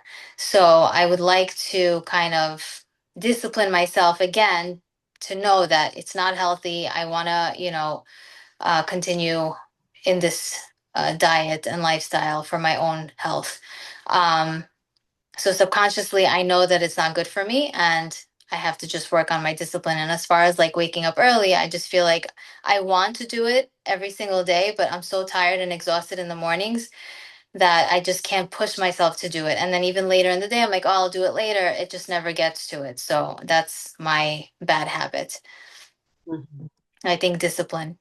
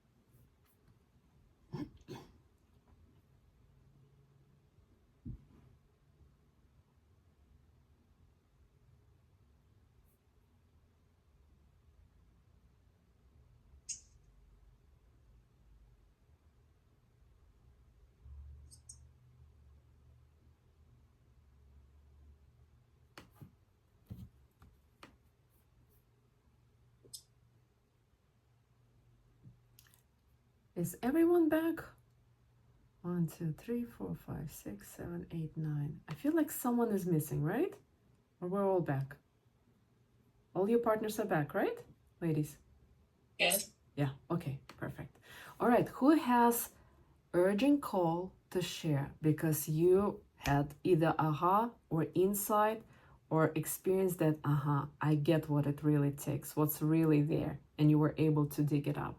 Or who wants to share? Just share. It's important. Part of the learning is reflecting and sharing.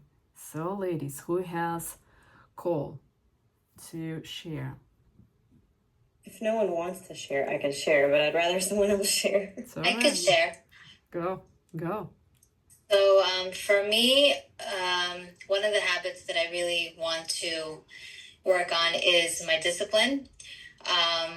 As far as like waking up earlier in the morning and praying or meditating, and then also my discipline in my diet. So I'm supposed to be gluten-free and dairy-free, and I have been for a while, but then I kind of like tracked back onto my old ways, knowing that it's not good for my health, but it just feels like it's just easier.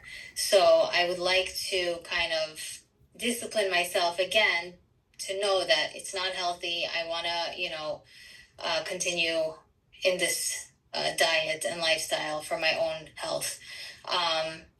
So subconsciously, I know that it's not good for me, and I have to just work on my discipline. And as far as like waking up early, I just feel like I want to do it every single day, but I'm so tired and exhausted in the mornings that I just can't push myself to do it. And then even later in the day, I'm like, oh, I'll do it later. It just never gets to it. So that's my bad habit. I think discipline.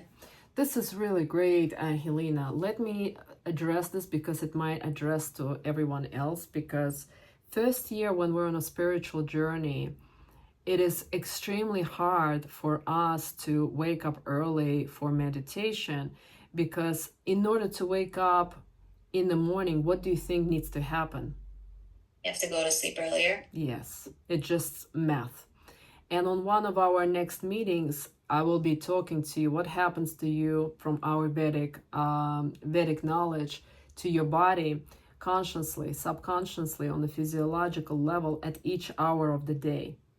And to just give you hints right now, between 10 and 12 p.m., 10 p.m. to 12 a.m., we get the second wave or energy. And sometimes we take that second wave of energy, cooking, organizing, watching a movie, or getting on the phone, sending the email, or doing something active. But during this time, when we are asleep, our body is recuperating, and it needs that energy, that second wave of energy, in order to digest all of the stresses, all of the breakdowns, all of the stuff, life that happened. And if we're not in bed by 10 p.m., you are missing this gap between 10 to 12, that the body is physiologically is digesting the stresses for you to fully recuperate. And that's where in the modern days, most of the people violate themselves. I would say probably 80 to 90% of the people violate themselves. At night, people are just watching TV or overeating or whatever, and then they're never really recuperating. And then it's impossible to wake up. I'll tell you another secret, ladies. It's easier to wake up at 3:30, 4:30, at 5, 5:30. When it becomes challenging is after 6 o'clock. After 6, it becomes harder. After 7, it becomes even harder. And after 8. But the window for God is between 3 a.m. and 6 a.m. That's when it's easy to wake up. Starting this program, and when I usually lead programs like that, my body almost kind of biologically wakes up at 3:34, 4:30, because now I'm meditating for an hour and a half, and at 5:30 is not enough for me to lead this program. Then I'm getting like not enough energy for me throughout the day, for my husband, me, and our son. So Creator wakes me up earlier biologically, so I can start earlier and or give myself more energy in order to give you. the knowledge, because this knowledge is not mine, it's spiritual. And if I will try to wake up at 7:30 and do the meditation and then try to lead this program, it will not work. And so just to give you a hint, but in order to wake up at 4:30, we have to be in bed by 10 o'clock. If we're not in bed by 10 o'clock, the world, it will be hard. But at the same time, what I need to share with you ladies, don't try during this program to take on too much. And eating healthy and dieting and early waking up and meditating for an hour. I'll give you an example. So here I was in Chicago with my spiritual teacher, and he's 60 years old, and he runs 17 kilometers. I don't know how much it's in miles, but probably 9 or 10, something like that. And of course, there's like 50 of us who does the ascesa with him, even though the seminar and program was for 2,000 people, but people who are in spiritual, really advanced courses decided to run with him. How many do you think run 17 kilometers? 10, 20? 0. And I've been doing ascesa for quite some time, but I cannot run more than 8 kilometers. But I try to take on, yes, I'm gonna run with you 17 kilometers. And then we're going in Chicago into the cold lake. And we're sitting with him for 44 minutes. And I tried, but I really fell greatly at it because it's hard. And then we were just doing back and forth, and he would just tell us, I wish you happiness, because we're young, and some in 20s, 30s, and 40s, and here's 60. But we're doing this for the past 20 years, and we can't. And so when we put on such a high advanced goals, and I've done it once, and second, and third day. And interestingly, when the first day I wasn't able to run 17 kilometers, and I felt like a failure, next day I said, tomorrow I will, because my body needs to just some time. And I said, tomorrow I will. Next day, do you think I run 17 kilometers? No, I failed again. And the third day I said, I will definitely can. I fell on the third day. And what was missing on the fourth day, he finally said, listen, bring your goal down. It's okay to adjust your goal to something that you can achieve. And I said, really? I can do that? Yes, we can. And then I said, my body can run only right now 7 and 8 kilometers, which is like 3 or 4 miles. And he's like, that's what you do. And eventually, slowly, maybe you will to get to 17 kilometers, and maybe not.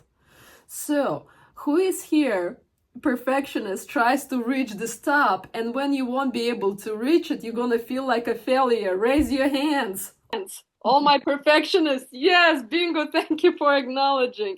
Now, adjust your goals to realistic things, because even if, let's say, you're going to eat gluten-free food for 4 days, but 3 days you will not.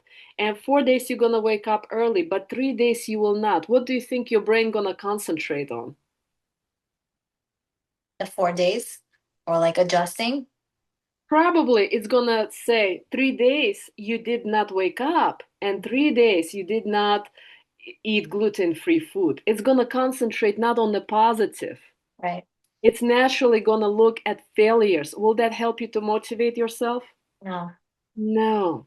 Ladies, all I'm trying to say is if we're not putting effort, we're not growing.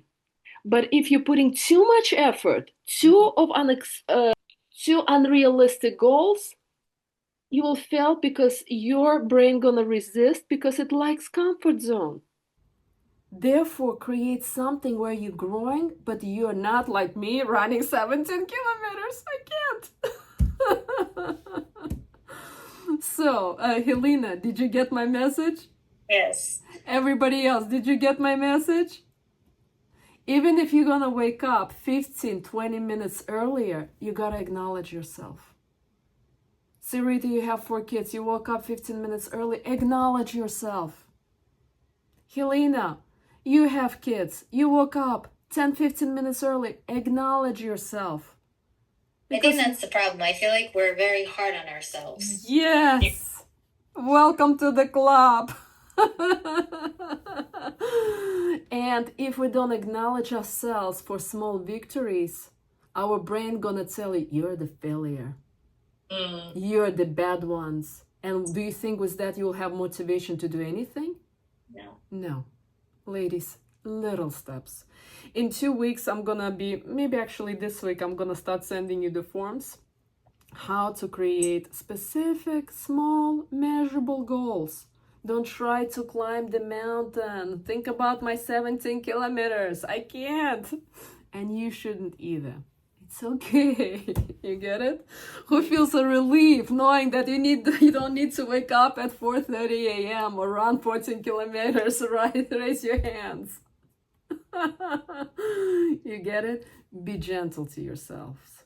Be gentle. When you're gentle and you love and you acknowledge yourself, there's a room to grow. There's a room to grow. I have a question on that, though, like the Yeah. balance of being gentle and also knowing yourself and not letting the slippery slope, like similar to, I think, where you said, like the cold plunge, you only have to do once every 5 days or running or something, but you do it every day because you also know don't have a habit. So how do you balance the, like, making sure, like, oh, having grace and being gentle with yourself? I actually now giving myself a room not to do it on the weekends, and it felt good. Coming out of it from Chicago, I told my teacher, I'm like, I'm doing it every day, otherwise I don't have a habit. He's like, but what do you really feel like doing? I said, well, ideally I would like to take a break on the weekends. He's like, will you be able to do it on Monday? I said, yes, I think I can do it, and I'm doing it. So on the weekends, I'm giving myself a break not to do the cold plunge. And I'm still in a habit. If I wouldn't be able to, I would get to every day. Okay, so it's acknowledging that it's a fear that you, like you or we think we will slip out of control. Right. But then try and get little by little. Right. Right. But because it's now a habit, I'm able to get back doing a cold plunge on Mondays. Meditation, I never miss. It's like, the world can go into fire, volcano, earthquake. I'm not gonna miss it. Creator gotta come number one. Everything else can wait. It's unshakable. But Askeza with cold plunges, I am now don't do it on Saturdays and Sundays. And it's great, and I'm still doing it. That was a fear. Same thing, acknowledge what's fear and what's really something where you're not violating yourself. That's important. If we're pushing too hard, allow yourself to readjust. Think of my 17 kilometers. Don't try to climb the mountain. And it's important every day to acknowledge yourself. Every day when I do Askeza now, Monday through Friday, I acknowledge myself. Now to me, it's a pleasure. But oh my God, in the beginning, going into cold water was so tough. My husband still doesn't do it. He's like once in a while, but now it's like, he will not go into waterfalls now and get in the cold water. It's really freezing. But my body already adjusted. By the way, that's how I was able to get rid of my hot flashes, 100% gone. They were bothering me. Cold plunge helped. And so, again, small, realistic goals without pushing and without violating yourself. Yeah? Anybody else? Thank you, Helena, for sharing. Anyone else? What did you get out of this exercise? Were you able to really dig something uncomfortable that you don't like and you wanted to change? Were you vulnerable and authentic, and who wants to share? I'll share. I feel like I was, what you had just mentioned about your 17 kilometers, that helped me because I was able to see that my issue was screen time. It's still along the line of discipline.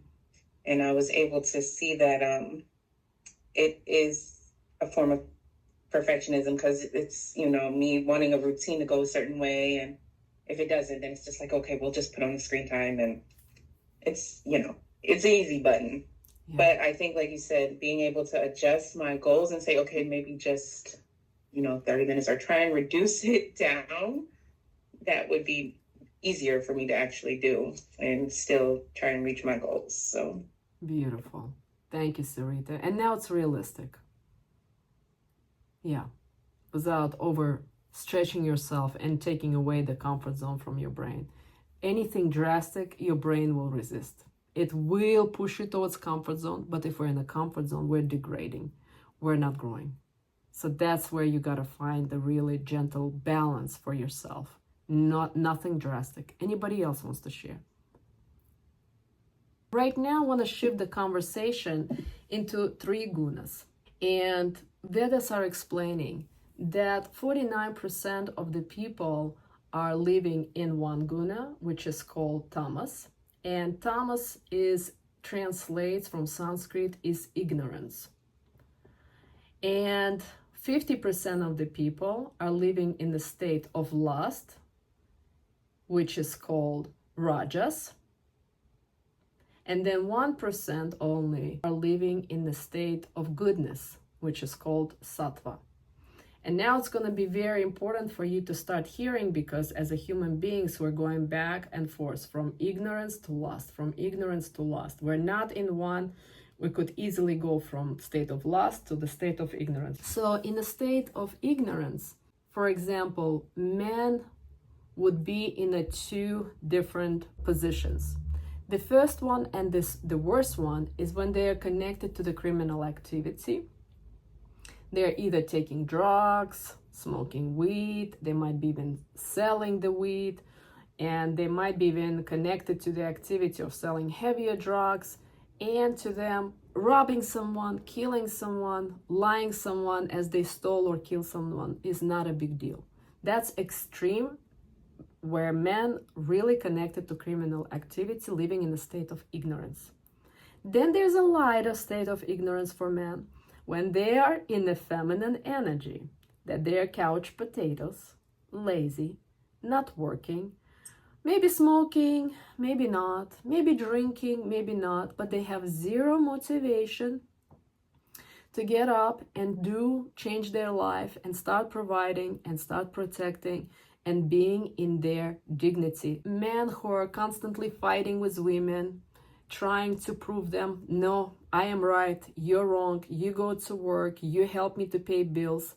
All of that is the state of ignorance for men. Usually, they're turning to alcohol or weed because in the background, they're depressed, they have addiction, they're really sleeping through life, and they don't believe in themselves, and they're constantly blaming others. Mom is wrong, dad is wrong, society is wrong, government is wrong, financial system is wrong. They're blaming someone. They're not responsible for their lives at all. And people in the state, men, are talking about the past. It's almost like they're stuck in the past. Someone did them wrong, and now they're stuck in it. 0 motivation. Clear? Women in a state of ignorance, they're obviously not connected to criminal activity. That's very rare, but they're also depressed. They're depressed and they're listening to depressing songs. They're also victims. They're constantly attracting relationships that are not working, and they're not really paying attention or doing anything to themselves to change themselves. They're constantly blaming their men that there's something wrong with them, but they don't even get why they're there with bad people. They're thinking the problem was them, but in the reality, they're living in a state of ignorance and attracting unhealthy men. Physiologically, people in a state of ignorance, they're dealing with depression, addiction, women as well, maybe smoking, maybe eating a lot of sugar or light alcohol, and going to bed really late and waking up really late as well, especially on the weekends. And also down the road, people usually in the 50s and 60s, they get either tumors or cancers because they've been violating themselves for a long time. Now, this is again, one type of category of people. Second category of people living in a state of lust. Now, contrary to ignorance, in a rajas, in a state of lust, people are constantly chasing. Let me just get a good job. Let me just get a high income. Let me just get to college. Let me just get a really handsome man with this high income. There's a lot of expectations and a lot of attachment to those expectations. And so people are constantly chasing the next thing and the next thing. Okay, you got the home. Okay, relax. No, gotta have even higher income. So now there will be more something of a material, and it could be not just material, it could be attachment to that certain type of man, certain type of relationship, certain type of beauty, makeup, or how the body looks, or how the boyfriend looks, and how the kids look. There's some kind of next thing. And so people in the state are dealing with anxiety, migraine headaches, a lot of chronic pains with their back, legs, hips, because they're like, next thing, next thing, chasing. Clear? And people who are in a state of rajas, in the lust, they're looking for this love, to fall in love, to have this kiss, and to have this amazing something. They're living in the future. How do I get there? How do I get there? Panic attacks, anxiety, migraine headaches, it's like, how do I get there? And they're also attached. Well, you gotta change. You gotta work on yourself. A lot of attachments on the kids, parents, society, boyfriend and husband, and then obviously where it's coming from, because there's no acceptance of oneself. Now, who wants to share? Are you more in a state of ignorance, or you're more in a state of lust? Because 99% of the people Vedas are explaining, you can be in one day going back and forth from lust and ignorance. Or majority of time, yes, I'm chasing something, or most of the time I'm kind of not certain where am I heading. Lack of energy, lack of goals, not even sure where I'm heading, and feeling more kind of slow and depressed. Who wants to share? 95% of the time for me, it's like rajas, and then 5% is like tamas, when like something that I'm chasing in the rajas doesn't work out, then it goes to the sad songs or the, like what you're saying. So Beautiful, Celine, beautiful. Because the moment we in the acceptance and attachment didn't get it, we go right back to the ignorance, like, oh, it didn't work out, and therefore there's lack of energy, depression, and sadness. So it's very easy to go back and forth. Really great, Celine. Anybody else? Liana, question to you now. Do you see where you are in ignorance or lust? Lust could be also like passion, or where your boyfriend is. Most of them is more ignorant, I think. Ignorance. Very good. In a state of ignorance, the relationship has zero chance of working out. Zero.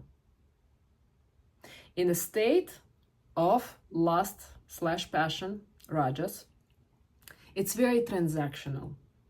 Even if you have in a state of rajas, your friends, well, you're friends because, well, she has kids, my kids are the same age, it's gonna be great, so they can play together.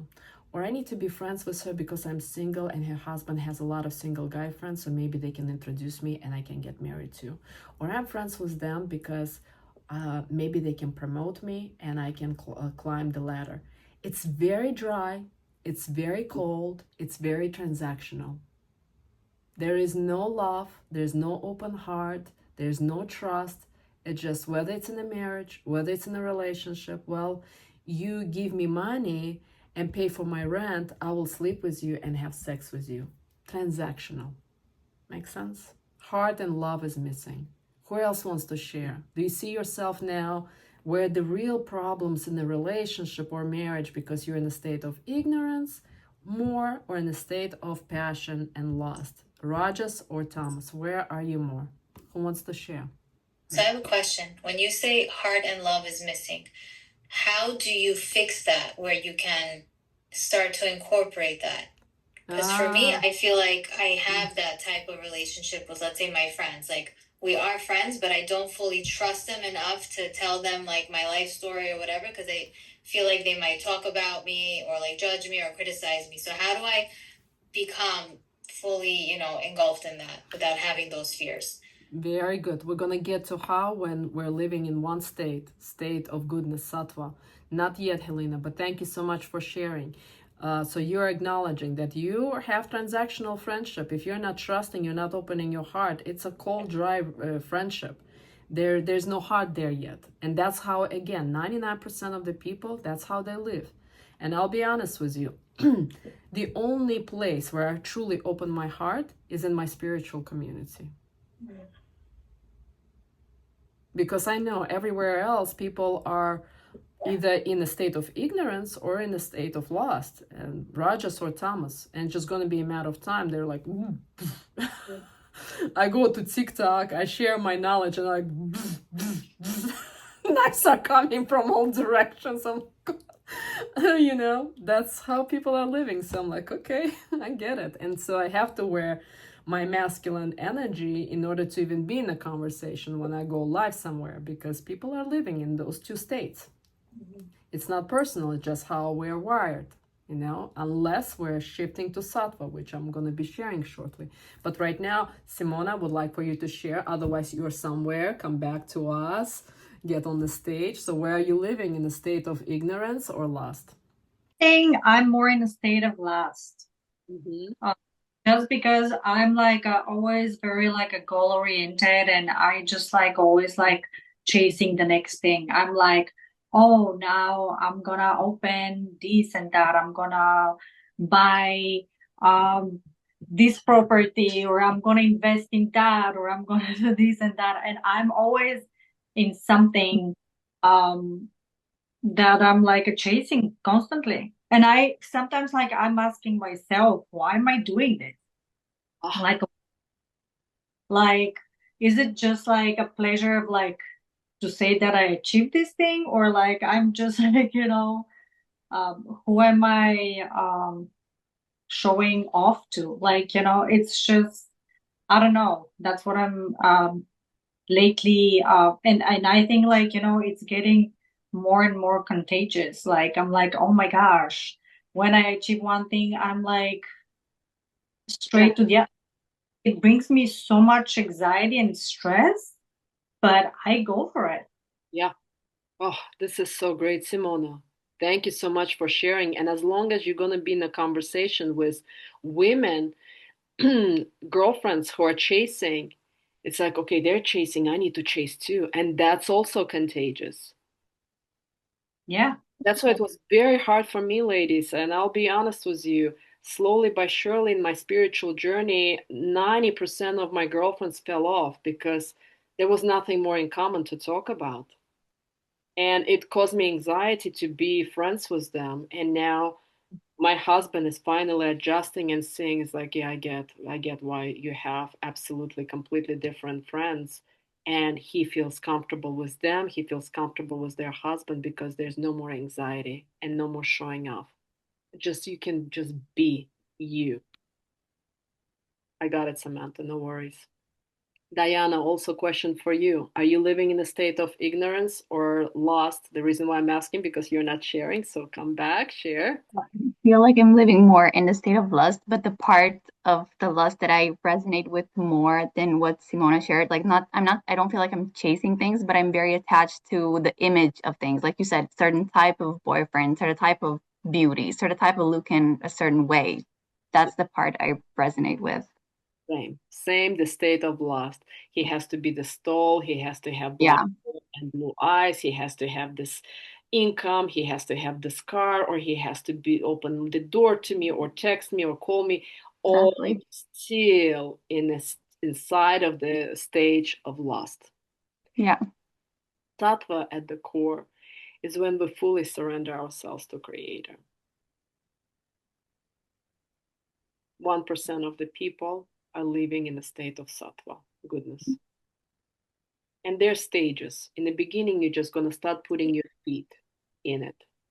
Then you're slowly going to get to your ankles, then to your knees, then to your hips, and then finally up to your neck. I've still been on a spiritual journey now for 12 years, I would say. Maybe I'm reaching my hips. And again, people who are fooling it, they're fully in the water already, swimming in it. I'm still slowly entering it. But in a state of sattva, everything that happens in your life, you're fully trusting that it has to be this way. It's Creator's wish. You're no longer victim. You're no longer chasing. You're no longer scared. Whatever that is negative things even happening, you're looking and reflecting, okay, why is this happening?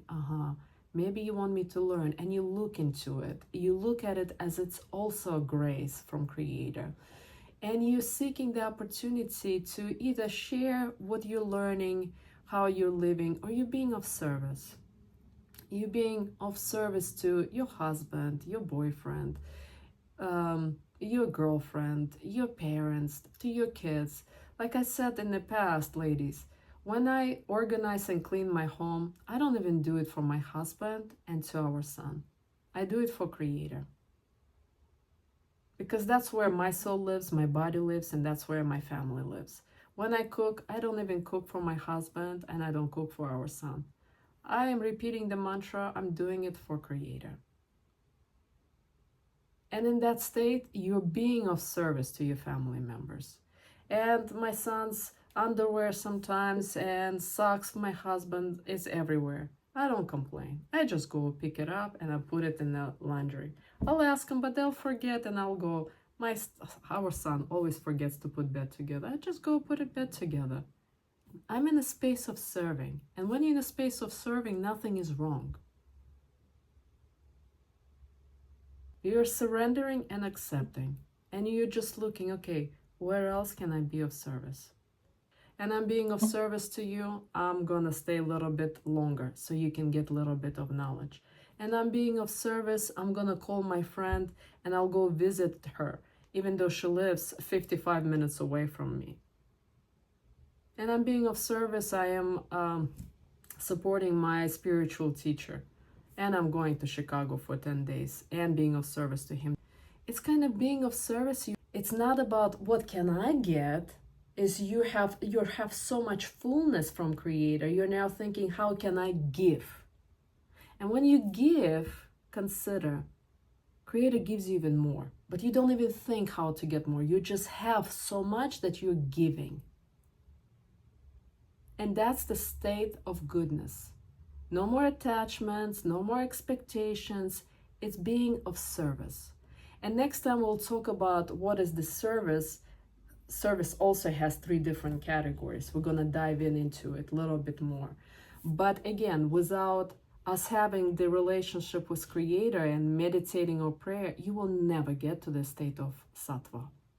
It's impossible. Because as a human beings, we have a lot of wants, desires, and attachments and expectations. We're going to continue just running and chasing. And the more stuff you're going to get, there's no fulfillment there. There's no happiness. Very short-lived for very long, but then the anxiety going to take over. And the slowing down happens only through relationship with Him. And I think if you once going to get to a little bit of deep feeling of connecting to Creator before 6 a.m., you're gonna get, in a positive way, addicted to that feeling. You will start waking up naturally to at least experience that for a few minutes, because there's so much bliss and happiness and deep peace and acceptance that you would want to experience it again and again. And obviously the other benefits of having a better relationship with yourself and the significant other and everyone around you. But again, stage sattva, it's impossible without your daily practices. And that's where we gotta get out of our comfort zone to start practicing, but without violating ourselves, not making the goals unreachable. 17 kilometers, not gonna happen. Or 1 hour meditation or prayer when you're just starting, not gonna happen, and it's okay. Realistic goals. Yeah? What are you hearing, ladies? Reflect back. So it becomes yours. Reflect back. In the church, it's also talk about giving something. I'm not pretty sure that I can give. Feel like it's empty. So what should I do? Liana, you're not in a position to give yet. right now what's important is to nurture yourself and do the daily practices. Wake up earlier, do the prayer, read Bible. And at some point when you're going to start healing, whatever the relationship that you're sharing is not working, he either going to fall off, move on, leave you, or you're going to leave him, and or he's going to start changing as well. Whenever there's toxic relationship where there's arguments and fighting or whatever that is not working, happening, how can you give? You can give when you're full. And in a state of ignorance and in a state of lust, we cannot give. If you're going to give right now, you're going to have a hidden agenda to, okay, what can you give me back? Do you get it? And then it's not really giving. In a state of service, you just give. But you got to be full in order to give, you know? Yeah, ladies, don't think about giving yet, because giving, being of service happens naturally when you're in a space of shifting away from ignorance and shifting away from lust, and you're gonna start feeling that, okay, you're ready to go and touch the water with your toes, and there's no more attachments and expectations. That means you're starting to just gently touch the state of goodness, the sattva. And the service comes when you're already in the water with your ankles and your knees, and it naturally flows. You want to serve because you're so full. Relationships are working. You accepted yourself. You accepted your boyfriend. Relationship with him is working. With husband and kids working. You're happy. You're full. And then you naturally now want to give to others. When I see people are suffering, I'm like, okay, their relationship is not working. Mine is working. I have something to share. I want to give back because mine is working. I'm meditating 12 years, some plus. I can give that. And it's not theories because I'm giving piece of me. But that happens naturally. Right now, you're going to feel overwhelmed because where you are is not fully flowing. It's not in harmony. You're not in acceptance. And when you will be in acceptance, you'll naturally want to give back. People ask me, what is my best place in the world? I say Kenya and South Africa. And in South Africa and Kenya, it's 100% of being of service. Being to service to kids, being to service to women or wildlife that gets shot every 15 minutes. But you got to get in the space of fullness before you can give to women, kids, or anybody. So continue to growing. And don't try to get to the happiness level 5 when you are still on the first or the second one. It naturally happens, right? The more you get into sattva, the goodness, the more you'll be disconnecting from ignorance and passion. And you get to the point where somebody could even say something nasty to you, and you won't get even triggered because you're now even more in depth into sattva. And as long as you get triggered, you know, you still feel like, okay, there's still some part of ignorance or there's still part of passion. And again, continue to going. Yeah. Do you mind if I'll keep you for extra 5 or 6 minutes for us to do meditation together? Because that's where the power, when we come together and do it together, and just doing it for 3 minutes is not going to be enough. Is it okay if I keep you 5 minutes extra, 5 to 6 minutes? Is that okay? Yeah. If you can't, it's okay. If you leave, nothing against you, because I understand we're going over time.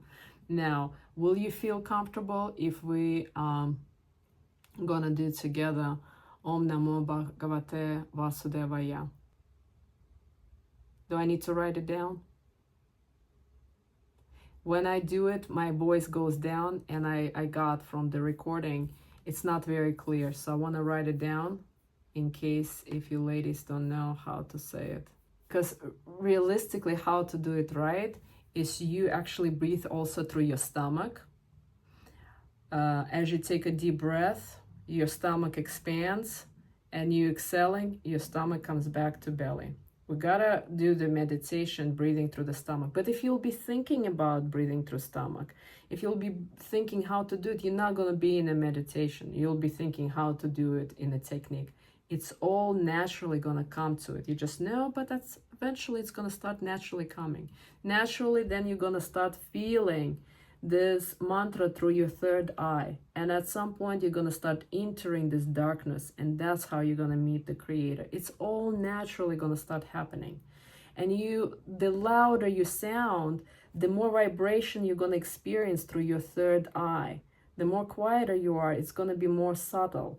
It's all going to start happening. But right now it's just doing it, right? And we're going to close our eyes in the Turkish position with legs like that, or you can be butt up or butt down in a diamond position. If you're in a diamond position, obviously the mantra works stronger. You overcome the destiny and challenges faster. But if it's too painful, you cannot stand with the butt up and then bring it down. You have to be in a still position. You cannot move your neck, your head, and your body sometimes after 20-30 minutes, if you're doing it, will get numb. Don't shake it off. Surrender to it. You cannot move during the meditation. We're just, our mouth moves. We're breathing, but our body is solid. And we're holding 2 fingers like this, and it's on our knees, okay? I'll send you through WhatsApp what each finger means. I'll say it out loud right now so you will remember. It's Om Namo Bhagavate Vasudevaya. Okay? In case if you don't hear me well while we're meditating, while we're doing the mantra together. So let's begin. Let's take a deep breath all the way in. Slowly exhale.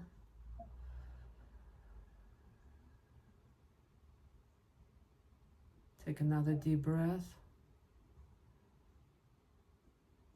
Slowly exhale. And one more deep breath, and try to do it through your belly. And then slowly release, bringing your belly back to your belly button. Now make sure your shoulders relax, your arms, your head, your back, your stomach, your legs. Relax your organs in your body.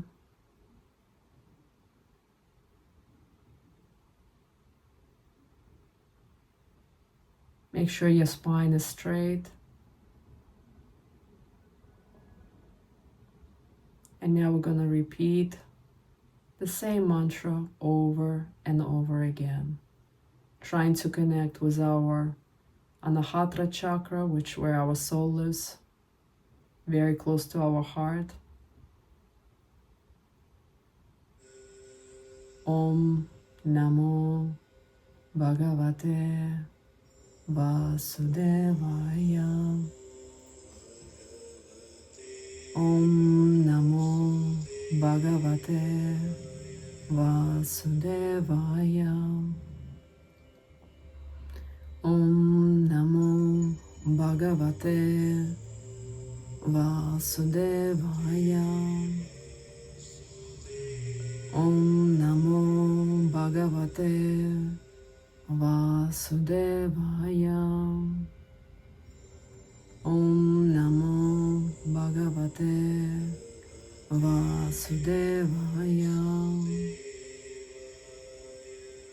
Om Namo Bhagavate Vasudevaya. Om Namo Bhagavate Vasudevaya. Om Namo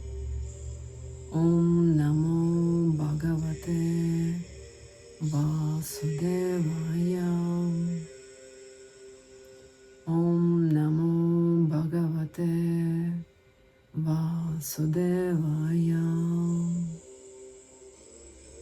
Om Namo Bhagavate Vasudevaya. Om Namo Bhagavate Vasudevaya. Om Namo Bhagavate Vasudevaya. Om Namo Bhagavate Vasudevaya. Om Namo Bhagavate Vasudevaya. Om Namo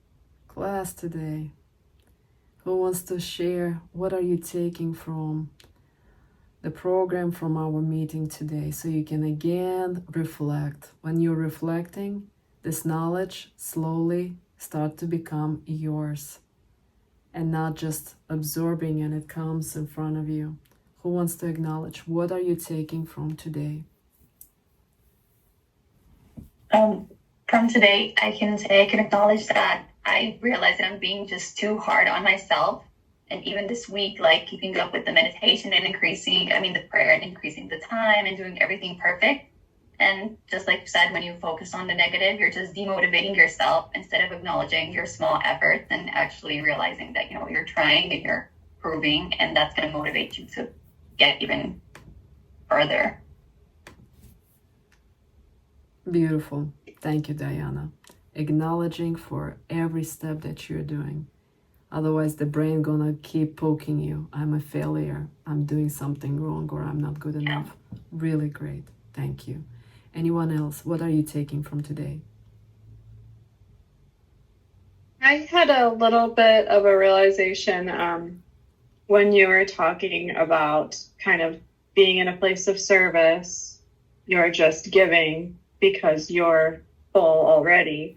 And I kind of realized that maybe that's why motherhood can be a challenge for some people, because, not to make it sound negative, but it's almost like if you're not ready for that level of servitude, it can feel like a forced servitude if you're not ready for that. And I realized that I was kind of expecting something in return. Like I was expecting to enjoy that. And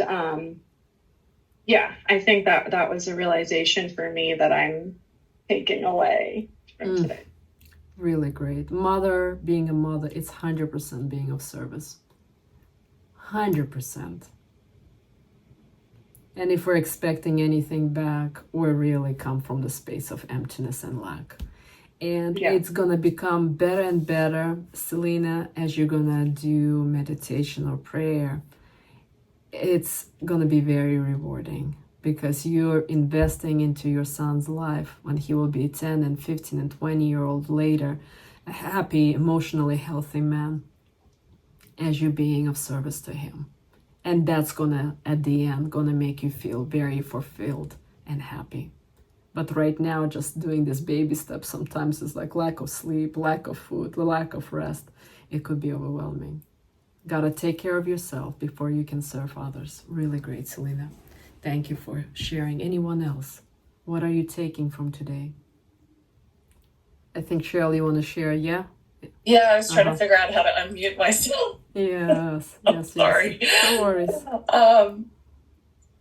I think two things. Recommitting to the spiritual practices that I've already set in place for, a couple of years ago that I have been doing, but recommitting to the consistency of it. So those small steps you were talking about, and just forgiving myself more on the days where it doesn't quite get done all the way I have it planned. And also actually how much negative self-talk I still have going on that I thought I kind of conquered, but really came back up again this week. And I realized, and there was something you guys were sharing earlier, and I was like so connected to it. And I wanted to, I just realized that I wouldn't even tell you or any of you how awful the words were inside my head. Like that's how awful I was being to myself that I can't even express it in this place where we're talking about being vulnerable and where it's relatively safe from people's judgment. Like we're all kind of on the same path. And I'm like, wow, I really say horrifying things to myself. Like I can't even say it out loud. It's that bad, So just realizing that. Anyway. Thank you, Cheryl. Thank you for sharing and being vulnerable, because sometimes we're very, very tough and very, very hard on ourselves. And when we're hard on ourselves, we are really then becoming hard on others as well. And that's where it comes from. We got to learn to really nurture and accept and love ourselves. And again, it's a baby step getting there. to really nurture and love and accept ourselves. And if you can also share with me later what kind of practices that you're doing, so I want to make sure that you, not right now, so it's going to be in the realm of this program, because sometimes people are doing some guided meditation or some other meditation that doesn't really conquer the destiny, and I want to make sure that I support you in how to do it correctly. Okay, appreciate it. Thanks. Yeah, you're welcome. With that said, ladies, please, a homework assignment, starting on Monday, I'll be sharing with you some knowledge through different spiritual teachers. Watch them and share, really share what are you getting from those videos. Otherwise, again, we're not really learning and getting into transformative experience, and that's what we're after in this program. You watched, there's no such a thing as a silly, weird, stupid questions. It's silly if you don't have questions. It's silly if you're not reflecting, otherwise you're not learning. So don't let just things to go by. Take time to watch them and reflect on what you're learning, as I'm going to be sharing some spiritual core values and spiritual laws. It's going to be interesting. Start applying them little bit, maybe 1%. Allow yourself, okay, what is he talking about? Maybe I can try to apply it right here, and start sharing them, okay? And as their questions arise, please ask me Monday through Friday. I'm available from 10 to 5, so I can rest on the weekends if you don't mind. And yes, Celine, question. The thing that I've been kind of suppressing in the last little bit here is in your other teachings where there's a little bit more like rule-based and expectation, you know, like 6 stages as an example, like should I put that on the back burner because this is more about me right now and like my relationship with the creator and working on myself rather than the dating 6 stages room where I feel like it is a little bit more structured, you know? Yeah. I would prefer if you put 6 stages on the hold right now. Right now, this is a very deep spiritual program where you can concentrate on yourself, returning to yourself, to the soft self you. So that the 6 stages later are going to start flowing as well. Because when we're very structured, it has to be this way and this way. But at the core, 6 stages happens naturally when you're in a feminine flow where all of the knowledge is already there, but you're actually going to be doing and thinking that comes from the being. And here you transformed, returning to yourself, transforming your being. Okay. Now, this is the priority. If you'll try to apply something else with this program, that's why I'm telling you, Cheryl, share with me what you're doing, because it might not go together. Okay? Well, I guess like life just doesn't stop. So as I'm dating, I'm just also trying to like make sure it's like I'm not creating confusion for myself. Yeah. And you ask if the questions will arise about 6 stages, ask. Ask in the group, and I'll guide you. All right. And we'll be getting together now, I think, in 2 or 3 weeks. So there'll be Feminist Circle meeting next month, and so we'll be on a break, I think 2 weeks or something like that. So it will be important that you share yourself in the group. Otherwise, you'll be like, oh, Brain, I can take a 2 weeks break. Now we're in the program. You reflecting, you watching, and you asking the questions. Okay? This was more intensive 2 weeks, but now you'll be reflecting a lot. So with that said, ladies, have a beautiful night or day wherever you are. Big hug, love to you, and namaste. Thank you. Bye. Thank you. Bye. Bye.